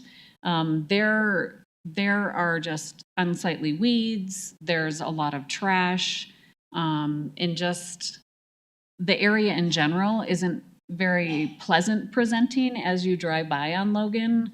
And because this is a mutual agreement that we have and we want to take pride in our city, I just would like there to be some encouragement of conversation around maintaining that space a little bit better. I know the tennis teams have sometimes had to take some responsibility for that. I mean, we don't have even any seating around the tennis areas. So while it may seem like a simple issue that I'm bringing up around the weeds and the trash, it is where families have the only space available to stand around those tennis courts to be able to watch a match. So when you're standing in trash and that whole kind of hill behind the tennis courts areas filled with trash, it just doesn't give a lot of sense of pride in the schools, let alone the city. So if that could be addressed, I would appreciate it. Thank you very much, Member Prang. So is there a question there, Member Prang, in terms? Not a question as much as a request for the city to have conversations with the schools to assure that both sides are adhering to their responsibility for their pieces within the complex. Yeah, my assumption would be that falls under their maintenance. Right. Yeah. Exactly. Okay. Thank you very much, Member Prang. Any further questions on 9A1? Seeing none, can I get a motion to approve 9A1? Anyone? Move to approve 9A1. Thank you, Member Prang. Can I get a second? Second. Thank you, Member Summerson. Any further comments? Can we please vote? Mayor Pro Tem Anderson. Aye. Member Bethel. Aye. Member Prang. Aye. Member Russell. Aye. Member Summerson. Aye. Member Ward. Aye. Mayor Sierra. Aye. Let the record show 7 ayes. Thank you very much. Thank you very much, Peter, for the answer. Moving on to 11C1. This is a motion for the conflict of interest waiver for attorneys Cockrell, Ella, Glesney, Geller, or Greger. Too many names here. And Rulin. I'm just having the hardest time with this one. I believe we have our city attorney, Tamara Niles, as well as Joe Norris from that firm as well. Not sure who wants to kick us off here. All right. Mr. Norris. Let me make sure. There you are. There it is. Okay. Hello, Council. Hello, Mayor. Thank you for the introduction. You can just call us CEGR. That's a little simpler. So my name's Joe Norris. I'm a partner at the firm. My firm was engaged by South Platte Renew a little while back to provide special counsel services related to governance matters with the South Platte Renew operation, which is, as you all probably know, jointly owned facility between City of Englewood and City of Littleton. So just to give you a little background, my firm has really focused and longstanding experience in district and local government organizations. We also represent local governments in general counsel matters. And as our firm's representation of local governments, we do represent some clients in water matters specifically. So, in working with South Platte Renew, we have identified a few situations where my firm's clients are also in the same water court cases as the City of Englewood. So we're bringing this here today. Really, that's the nature of the issue here today is we've presented a conflict of interest letter describing all of those cases where there is overlap. The representation in the water matters and this governance matter with South Platte New are really truly unrelated legal issues. So we think that that we can continue to provide competent representation to both South Platte New and to the other clients, and also can report to you that we have discussed these matters with all of the listed clients, in this conflict letter of my firm, who have all waived this conflict as well. So that's what we're here presenting to you all today. I'm happy to get into any of those specific cases or specific clients. We can talk through each one of those. They are public matters. I mean, they're matters of record in the court, so we can talk about any of those specifically, but would take discretion from you all if you want to get into those details. But happy to open up to questions now.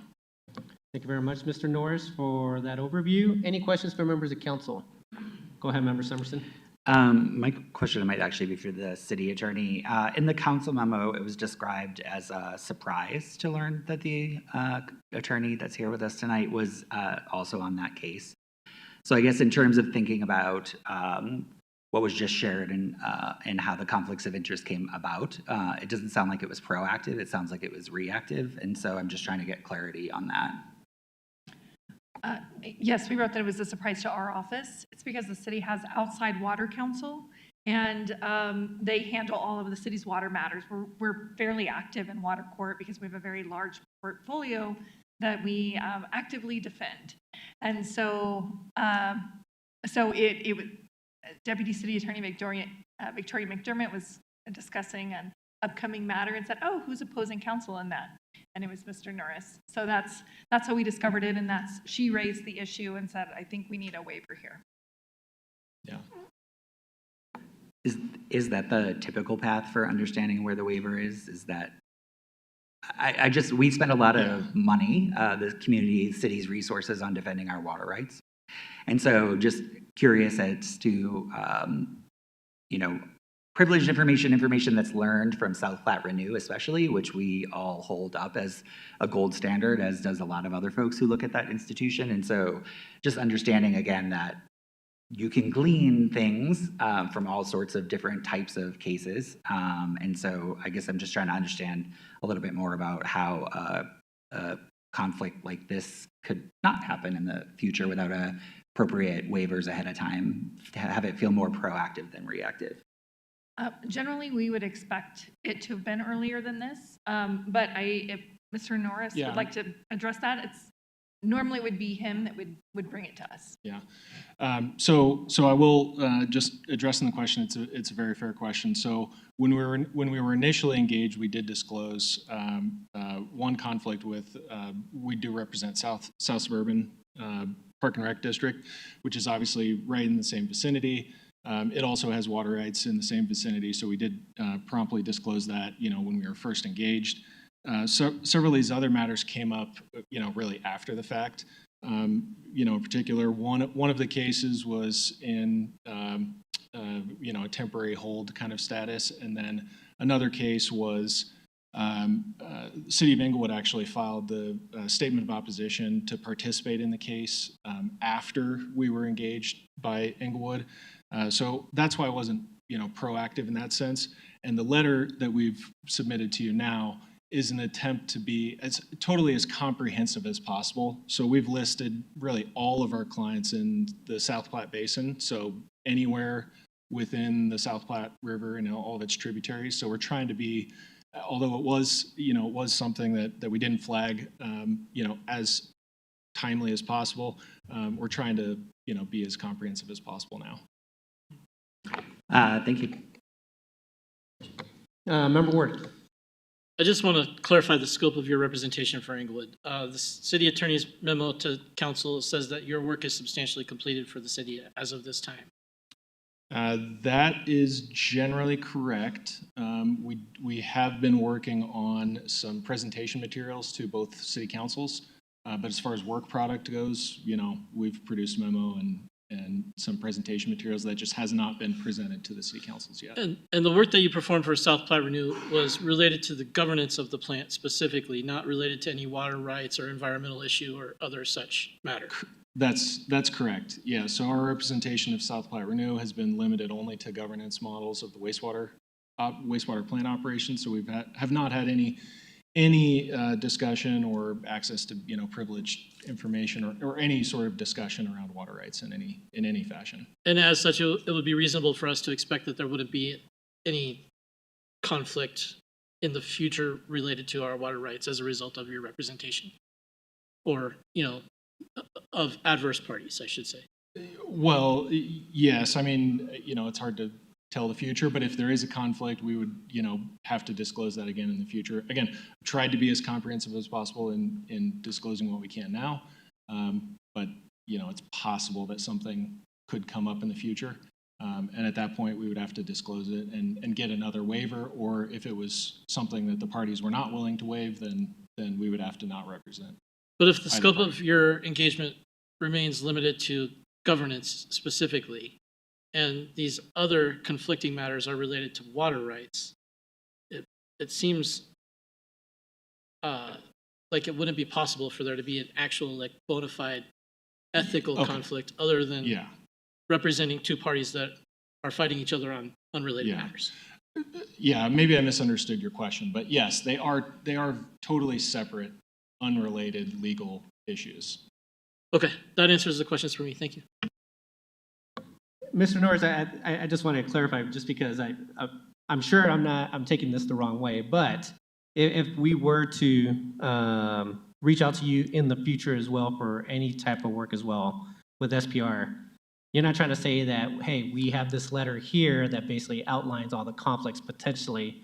You will proactively tell us that there is a conflict of interest. The way that it sounded, it made it sound like by providing this letter now that you are basically stating that there are conflicts of interest and this is our attempt to identify them.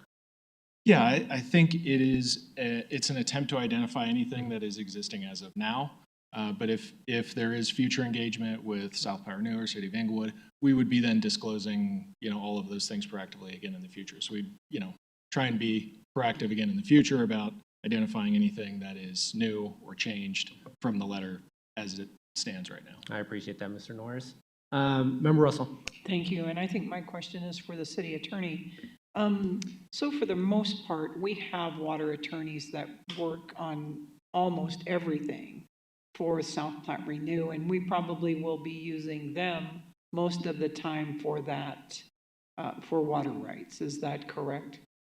So our water attorneys work in utilities, not South Platte Renew, because the water rights are owned solely by the city of Englewood. Okay, right. So yes, we have separate water council that works and paid through utilities through the water fund. And then South Platte Renew also has its own outside counsel. And then at the city attorney's office, we provide general legal advice to both utilities and South Platte Renew as well. Okay, that answers my question. I mean, the attorneys we've had have been with us for years, right? Yes. Okay. Yes, both for utilities and South Platte Renew. Okay. All right. Thank you. All right. Any further questions for members of council? Go ahead, Member Bethel. This might be an awkward question. It sounds like you've come up against Englewood in water court before you represented an opposing party to the city of Englewood? Or is this the first time that you have worked for or represented a party that might be adverse to the city of Englewood in court? No, this is not the first time that we've represented a client of my firm in water court matters that City of Englewood has also participated in. I would also just point out that the water court litigation is a little different in nature than typical civil practice, because there can be one applicant and 20 or 30 opposing parties, and those opposing parties are not generally adverse to one another. So the conflict letter lists quite a few cases where my firm is representing a client that's on the same side of the case as the City of Englewood. So it's difficult to describe those as truly adverse situations. But Englewood and its longtime water council are very active on the in the water courts and in protecting their water rights. So so there have been other cases in the past. Yes. I think that's a sufficient answer for me. Thank you. All right, with that, everyone, can I get a motion to approve 11C1? Move to approve 11C1. Thank you, Member Praying. Can I get a second? Second. Thank you, Member Ward. Any further comments? Seeing none, can we please vote? Mayor Pro Tem Anderson. Aye. Member Bethel. Aye. Member Prang. Aye. Member Russell.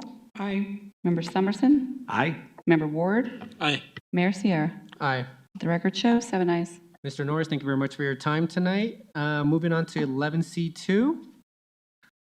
We have CDOT parcel 24B-EX and 24C-EX. We have our Deputy Director of Engineering and Asset Management, Mr. Ryan Crum. Mr. Ryan Crum, thank you very much for being here tonight for such a de minimis item. So, thank you, Mayor, members of council.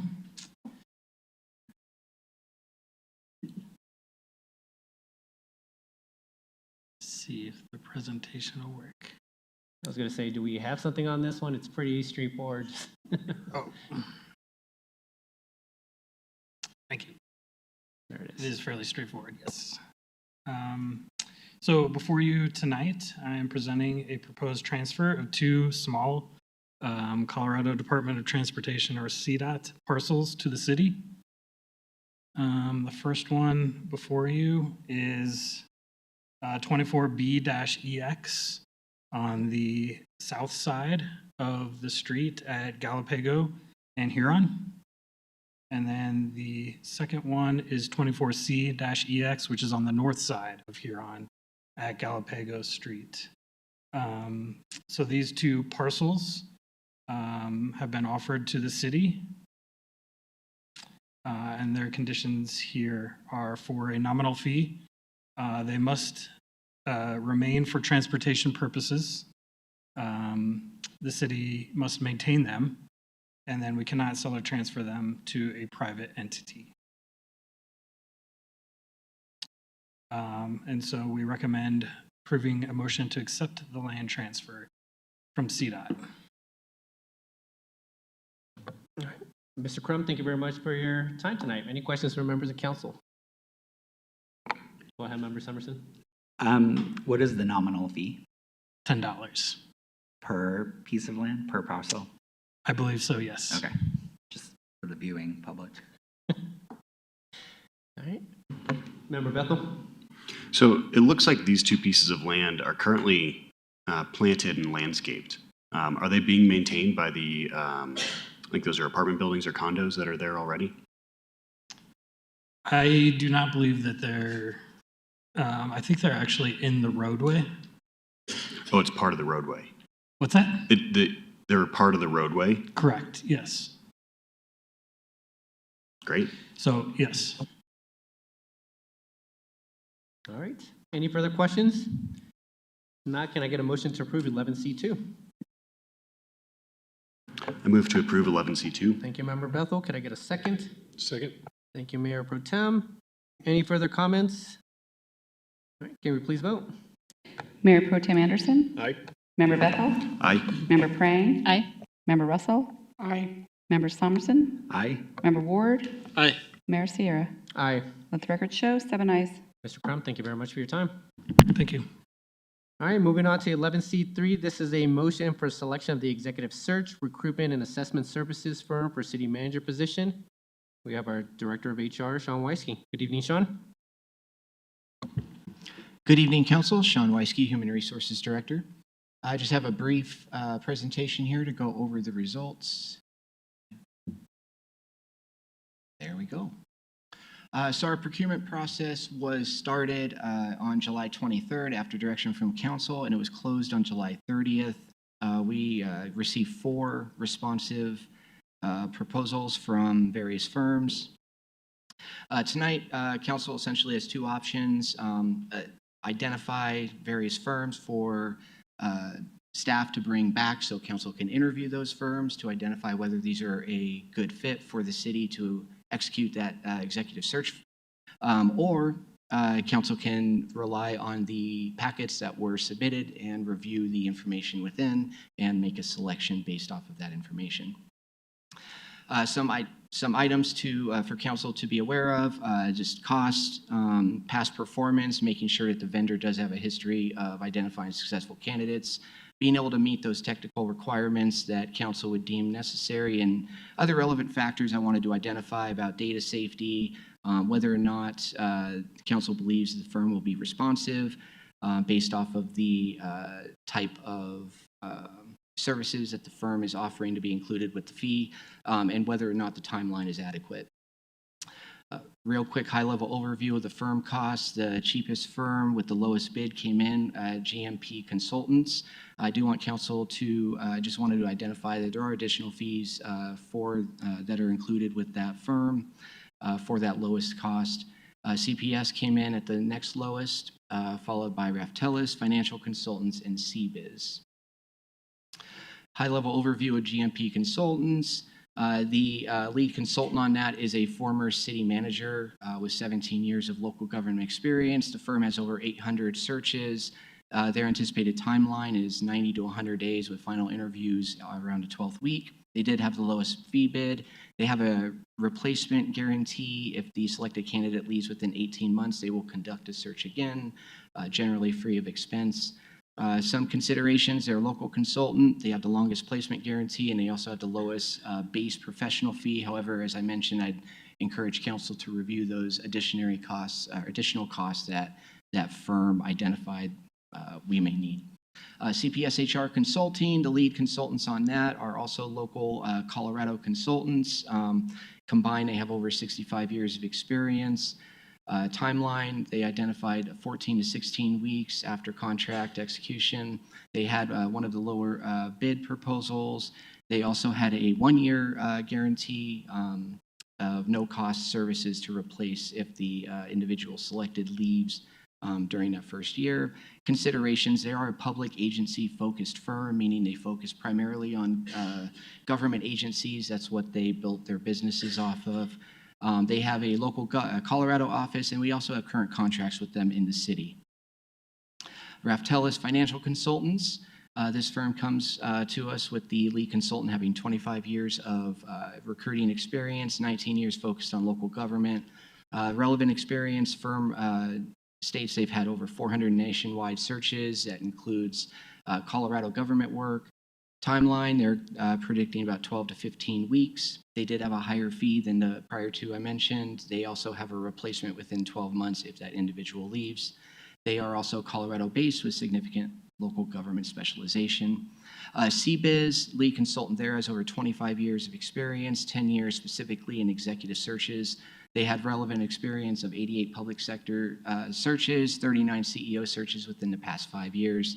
They had a 12-week timeline. They were the highest bid, and they also had a 12-month guarantee. So unless there's any questions, that's the conclusion of my proposal or my presentation. Thank you very much, Mr. Weisky, for that overview. Any questions from members of council? So I guess I'll start off with a question. So CPS, it does say that they have current contracts with the city. Are we satisfied with their current work? If you're asking me, I am currently satisfied with their work. Okay. They assist the HR department with class and comp services, and they're also contracting with SPR and utilities right now, providing HR services over there. Okay. Perfect. Thank you so much. Member Ward? Did we get the actual responses, or is this summary all we're going to see? My understanding is that you all were provided those proposals last week on Friday, I believe. Yeah, okay. It was either Thursday night or Friday, yeah. Okay, thank you. Separate email. The reason why there was a financial there's financial numbers in there as well, and correct. Other aspects that we don't normally make public. I guess this is just more of a comment for members of council. So I think when we talked about looking at executive search firms, I let you know that I was going to reach out to certain mayors that have been going through this process recently over the past couple of years. And just from conversations with them, they did highlight two, which you may have seen in the packets. CPS was one of them, and the other one was, let me see here, GMP. So both of them, I think CPS did the recruitment. I'm going to get this wrong, but it was basically the city of Nevada Littleton, Lakewood that responded back, and all were satisfied with their work. Did make some comments for improvement, but overall were satisfied with the level of certs that they received. I guess the question for members of council, I think in the past we have done interviews with executive search firms to bring them in and ask questions of their process. We can do that here, or if we are satisfied with one of these, we can go down that road tonight. So does anybody have any preference on how to move forward with exec search firm? Go ahead, Member Ward. Personally, I'd prefer not to spend a lot of time interviewing the firm that's going to be helping us interview our candidates for city manager. Seems somewhat circular to me. So my preference would be to just have this body choose a firm tonight. Thank you, Member Ward. I would be in preference of that as well. There's not much that tells us the difference here between the two, but just based on the work that CPS has done with us, I think that would be the direction that I would lean to. There's also a comment within the presentation that just due to some extra fees that we may see from GMP, they may actually be a little bit more expensive than CPS in the long run. So if there's not much difference, and based on just the feedback I received from other mayors, I think I would be happy with moving forward with CPS. But go ahead, Member Weiss, or excuse me, Director Weisky. Yeah, I just wanted to clarify the additional fees that GMP mentioned were optional fees. I do believe that council would want to include those in the search, but that's 100% up to council. Go ahead, Member Russell. Actually, personally, when I was reading the information, I eliminated those two for that very reason, is because we may end up getting someone that really applied there. I really am interested in taking this more nationwide rather than local, because I want a bigger pool, and sometimes you get what you pay for. So just because other cities have done it doesn't mean we need to do it. So that's the direction I'm leaning. I'm okay if we make a decision tonight, but I think that we need to consider that as well. Thank you, Member Russell. Anything? Go ahead, Member Summerson. Yeah, I would just add to what Member Russell said. I think that speaks a little to what we were asking for when we discussed this search process the last time, was an ability for a firm to even think outside of the city manager box. So while some of the folks like GMP have a very specific example of placing city manager after city manager after city manager, where people might look for that and pull them into the opportunity for this role, I think is really important. For me, Ref Tellis stuck out as one of my top choices, but specifically because I think they have done a lot of, or at least how they've presented their information, has presented it in a way in which there is a lot of national opportunity with them that we may not have with the others. Thank you very much. Go ahead, Member Pring. Thank you. I can offer a few thoughts. I actually did not care, Ref Tellis is not one of my top choices, largely because there's just not a personalized team assigned to us. I felt like all of the other proposals had a very specific team, and we were able to get some information on those team members that would be working with us. I don't like there not being some definition around what our team would look like and what we could expect of them. I too had GMP and CPS as my top two. Part of what I liked about both of them is they both of their presentations or responses had some level of equity-centered approaches, and called that out specifically in each of them. I liked that GMP for me is probably my top choice. I liked the longer guarantee that's provided with that. And one of the pieces that was extremely attractive to me with them was their the offering of the leadership assessment and the psychological kind of profiling or whatever of the candidates, and I think that that's an attractive tool to use in this process. Let's see. Yeah, I think that's all I have for now. I mean, CBiz is something that I would consider, but Reftelis was the least attractive to me. Mayor Pro Tem. CPS was kind of my top choice, and GMP was also up there as well, so I would happily consider either one of those, but CPS edges it out for me.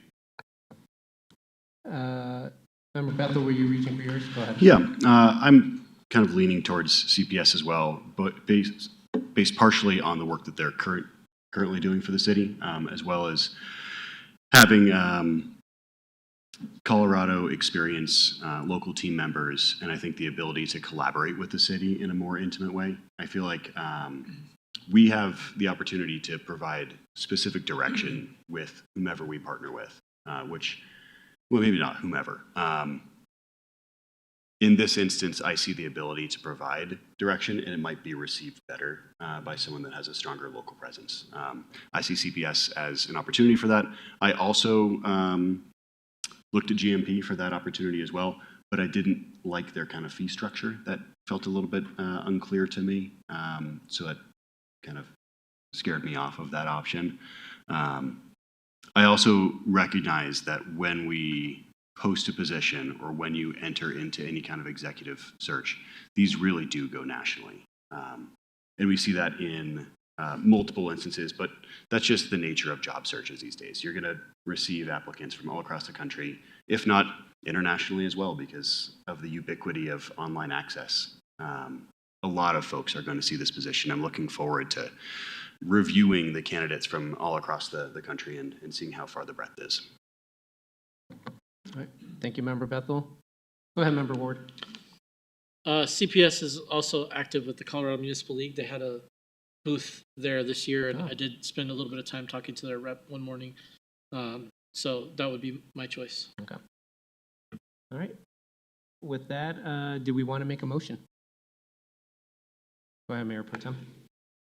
I moved to select CPS for the executive search, recruitment, and assessment services firm for the city manager position. Thank you very much, Mayor Pro Tem. Could I get a second on CPS? Second. Thank you, Member Ward. Any further comments from members of council? Go ahead, Member Russell.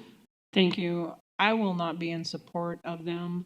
I didn't put, what I really like about CBiz is the fact that they will think outside of the box. It's not only government. I do believe there are other people out there that could run a city government that aren't necessarily in that mode. So I am not in support of that. So I won't be voting for it. Thank you. Thank you very much, Member Russell. I will be voting in support of CPS just for the reasons that I stated earlier.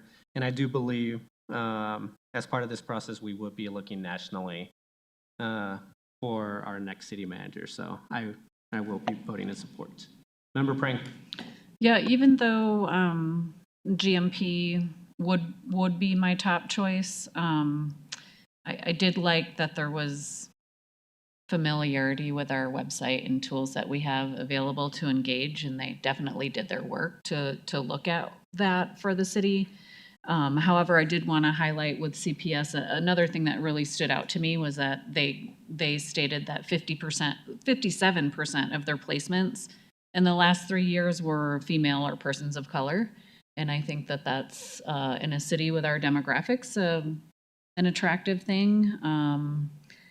So I do like that we have some local recruitment. I'm not necessarily a fan of them because they're doing other work for the city. For me, that's a little bit of a hurdle that I have to get over, but I hear the kind of strong support and consensus of council, and we'll be voting in favor.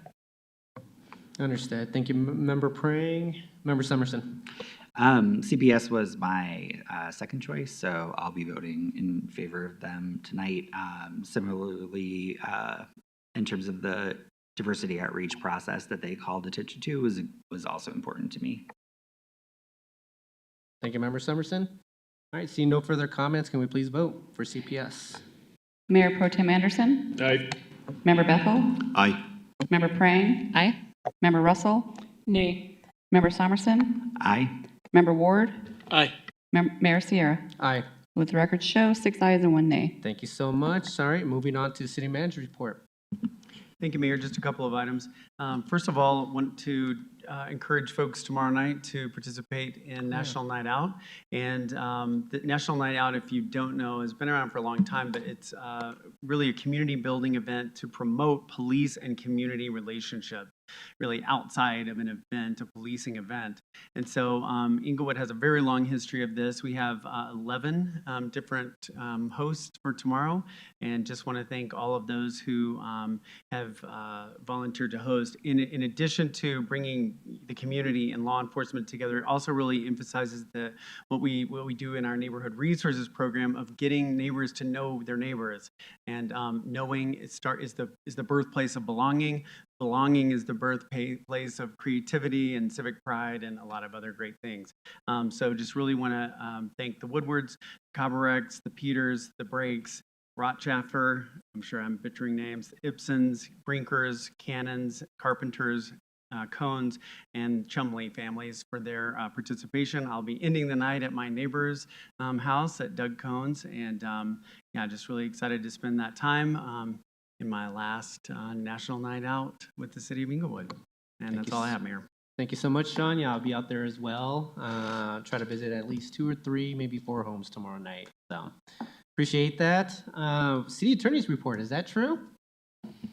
No, I'm Okay. not sure why that's on there. All No right. report. Caught me by surprise there as well. All right, perfect. All right, so then we're moving on to agenda item 14. This is an executive session pursuant to CRS 24640224F and 246424E to discuss confidential employment-related personal matters concerning City Attorney Tamara Niles and Deputy City Manager Tim Dodd in connection with their consideration for appointment as interim city manager, including their professional qualifications, experience, and other employment-related matters, and to determine positions related to relative to negotiations, develop negotiation strategy, and instruct negotiations regarding the terms of a potential interim city manager employment agreement. Let's see here. Present at the executive sessions are the following persons: Mayor Nathaniel Sierra, Mayor Pro Tem Joe Anderson, council members Jack Bethel, Tina Prang, Rita Russell, Rick Summerson, Stephen Ward, City Attorney Tamara Niles, Deputy City Manager Tim Dodd. May I have a second? Second. Thank you, Member Prang. Can we please vote? Mayor Pro Tem Anderson. Aye. Member Bethel. Aye. Member Prang. Aye. Member Russell. Aye. Member Somerson. Aye. Member Ward. Aye. Mayor Sierra. Aye. The record shows 7 ayes. All right, City Council will now exit this meeting and reconvene in Pikes Peak Room if needed. City Attorney Tamara Niles and Deputy City Manager Tim Dodd, we will call you up if needed. So thank you so much.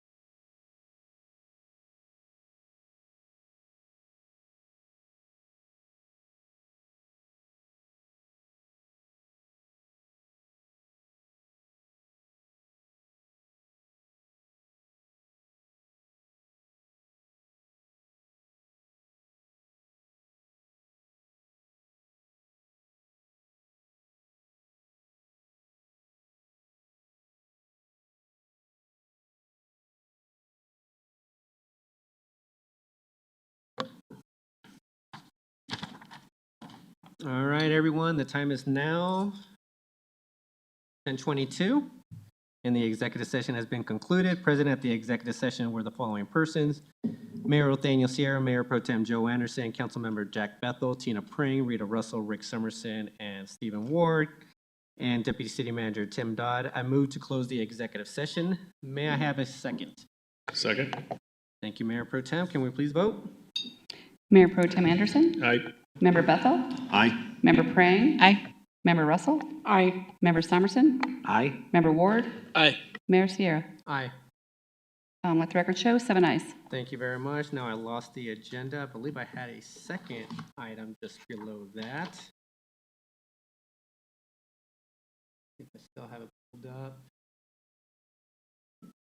All right, so yeah, so there was a 14B, which is discussion regarding appointing an interim city manager. Obviously, after the executive session, we had a pretty good conversation amongst council members regarding just the information available to us regarding both our city attorney Tamara Niles and deputy city manager Tim Dodd. And I guess I will just ask members of council if there's a nominee for interim city manager, or if there's any words that you want to state prior to nominating someone. I guess I'll just make I'll start off then. Obviously, this is always a difficult decision, especially when there's two employees that I think very high level within the city, within our city offices. Obviously, we have a rock star city attorney in Tamara Niles that I feel very confident in being able to do the city manager role. Same with our deputy city manager, Tim Dodd. Very strongly feel that he would be in a position to lead our city if there's a majority of council that wants to move in that direction. So obviously, I know that we both put both of you in a very difficult position with us considering both your names as part of this. But I appreciate you both wanting to serve in the role after numerous discussions. So at this point, I think based on the information available to me, I think tonight my preference would be to move forward with our deputy city manager, Tim Dodd, as our interim city manager and look to continue moving forward our city as we search for a permanent city manager. So I'm not sure if anybody else wants to state anything else prior to that, or if we just want to get a motion on the table, but go ahead, Member Ward. I have, similar to you, great confidence in the city attorney's abilities. A lot of things factored into where I eventually landed. One of them was the cost of potentially elevating our city attorney to the interim city manager position. Another one of them were some of the potential contract asks that were discussed in the executive session. And the third one would be just general disruption to her primary job duty, which is to serve as the city attorney. And so those reasons caused me to exclude her. I think Mr. Dodd is in a great position to move up to interim city manager and hold the helm during the time when we search for a permanent city manager. I think that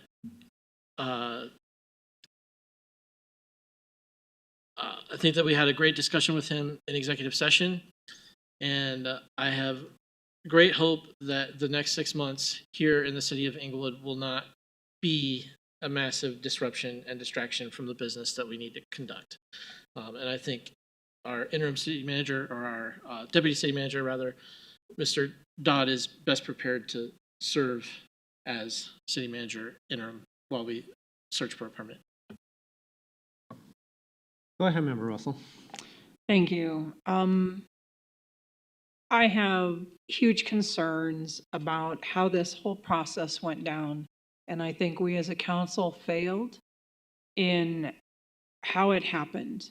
And so it's been a very difficult decision for me. And I've said this probably in a couple of the latest executive sessions that we, as a city council, are a corporate body as the boss. And so things have happened where decisions were made individually, and then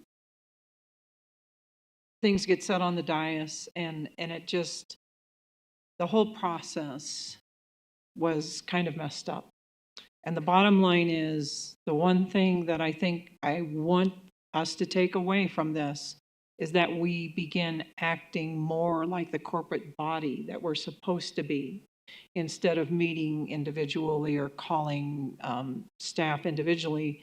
But we need to meet together first and make decisions before things get set on the dais. And so I just want the public to know that this has been a very difficult situation for me.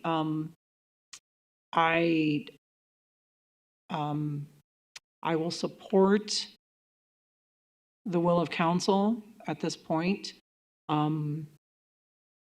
because I think probably it's in the best interest of the city right now. But I just want you all to know that I really haven't been happy with the process of getting us here. So thank you. Thank you very much, Member Russell. All right. I guess I see nothing else. So with that, I will make a motion to elevate Tim Dodd to our interim city manager. Could I get? Second. Oh, second from Member Bethel. Any further comments from members of council? Go ahead, Member Frank. Thank you, Mayor. For very different reasons, I have been extremely frustrated with this process as well. I'm not sure that I feel like there was clarity in communications that happened regarding interest in this role, and I probably was the driver of some of the things not being handled in ways that Member Russell would have liked to see them. So I feel very frustrated tonight, and also will join Member Russell in joining the will of council in supporting the decisions that are made. It would not have been my first choice, but I do have confidence in the conversation that was had tonight, and have great hopes that some of the I guess just some of the desire of how we function that was communicated was heard very clearly, and that we can move forward in a successful way until we do our official search. Thank you, Member Prang. Member Ward. I agree with a number of the comments that Member Russell and Member Prang made regarding the process. And I think this is one of the challenges that we have as a body is the charter tells us that we have 2 direct hires, but it doesn't really tell us anything beyond that.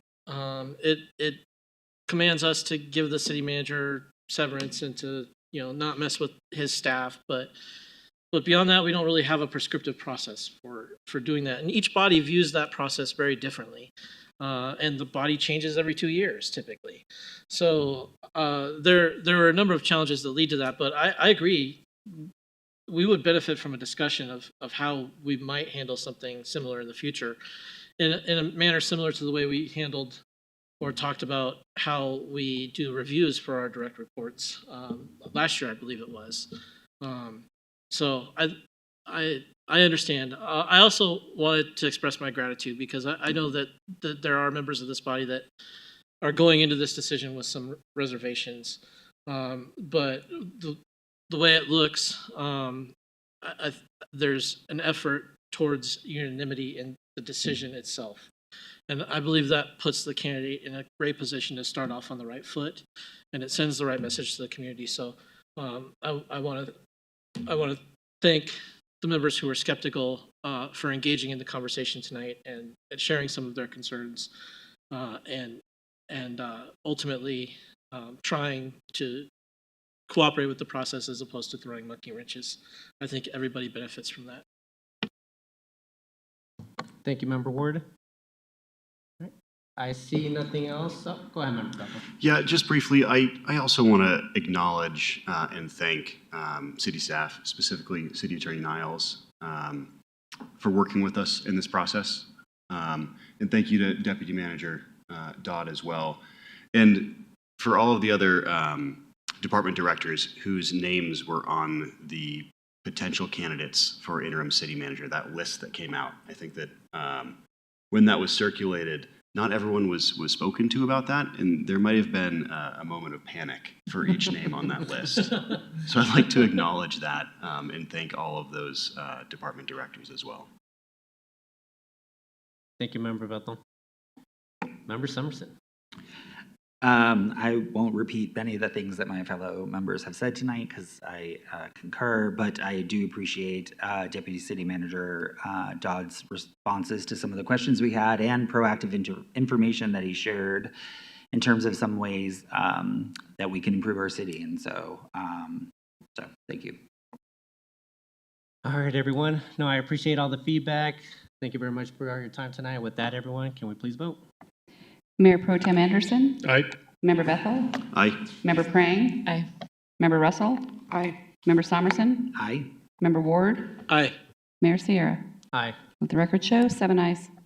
Thank you very much. Thank you very much. City Council, thank you very much. Again, City Attorney Niles, thank you very much for your willingness to elevate yourself into this role and for all the work and all the communication over the past few weeks on this. Really appreciate it. Congratulations, Tim, on the interim city role. So, Mayor, is it okay if I address council? Yes, of course. So yeah, I probably can't express into words how I'm feeling right now. As I've told you before, someone instilled in me by my grandparents and my parents was a desire for public service. It's what my life has been all about. So I want to thank you for putting your trust into me unanimously.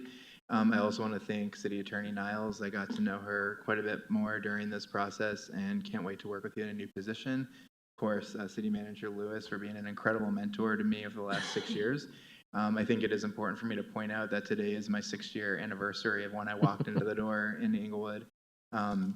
And so that really is important to me. I really do view the role of the city manager as a team captain, and we have a great team. And I want to get to know the team better and want to be able to work with them during this interim period and work with all of you. And it's very late, so I'll stop talking. But thank you very much. I really appreciate it. Thank you so much, Tim. All right, with that, everyone, we are now adjourned. We will see you next Monday night. Have a good evening.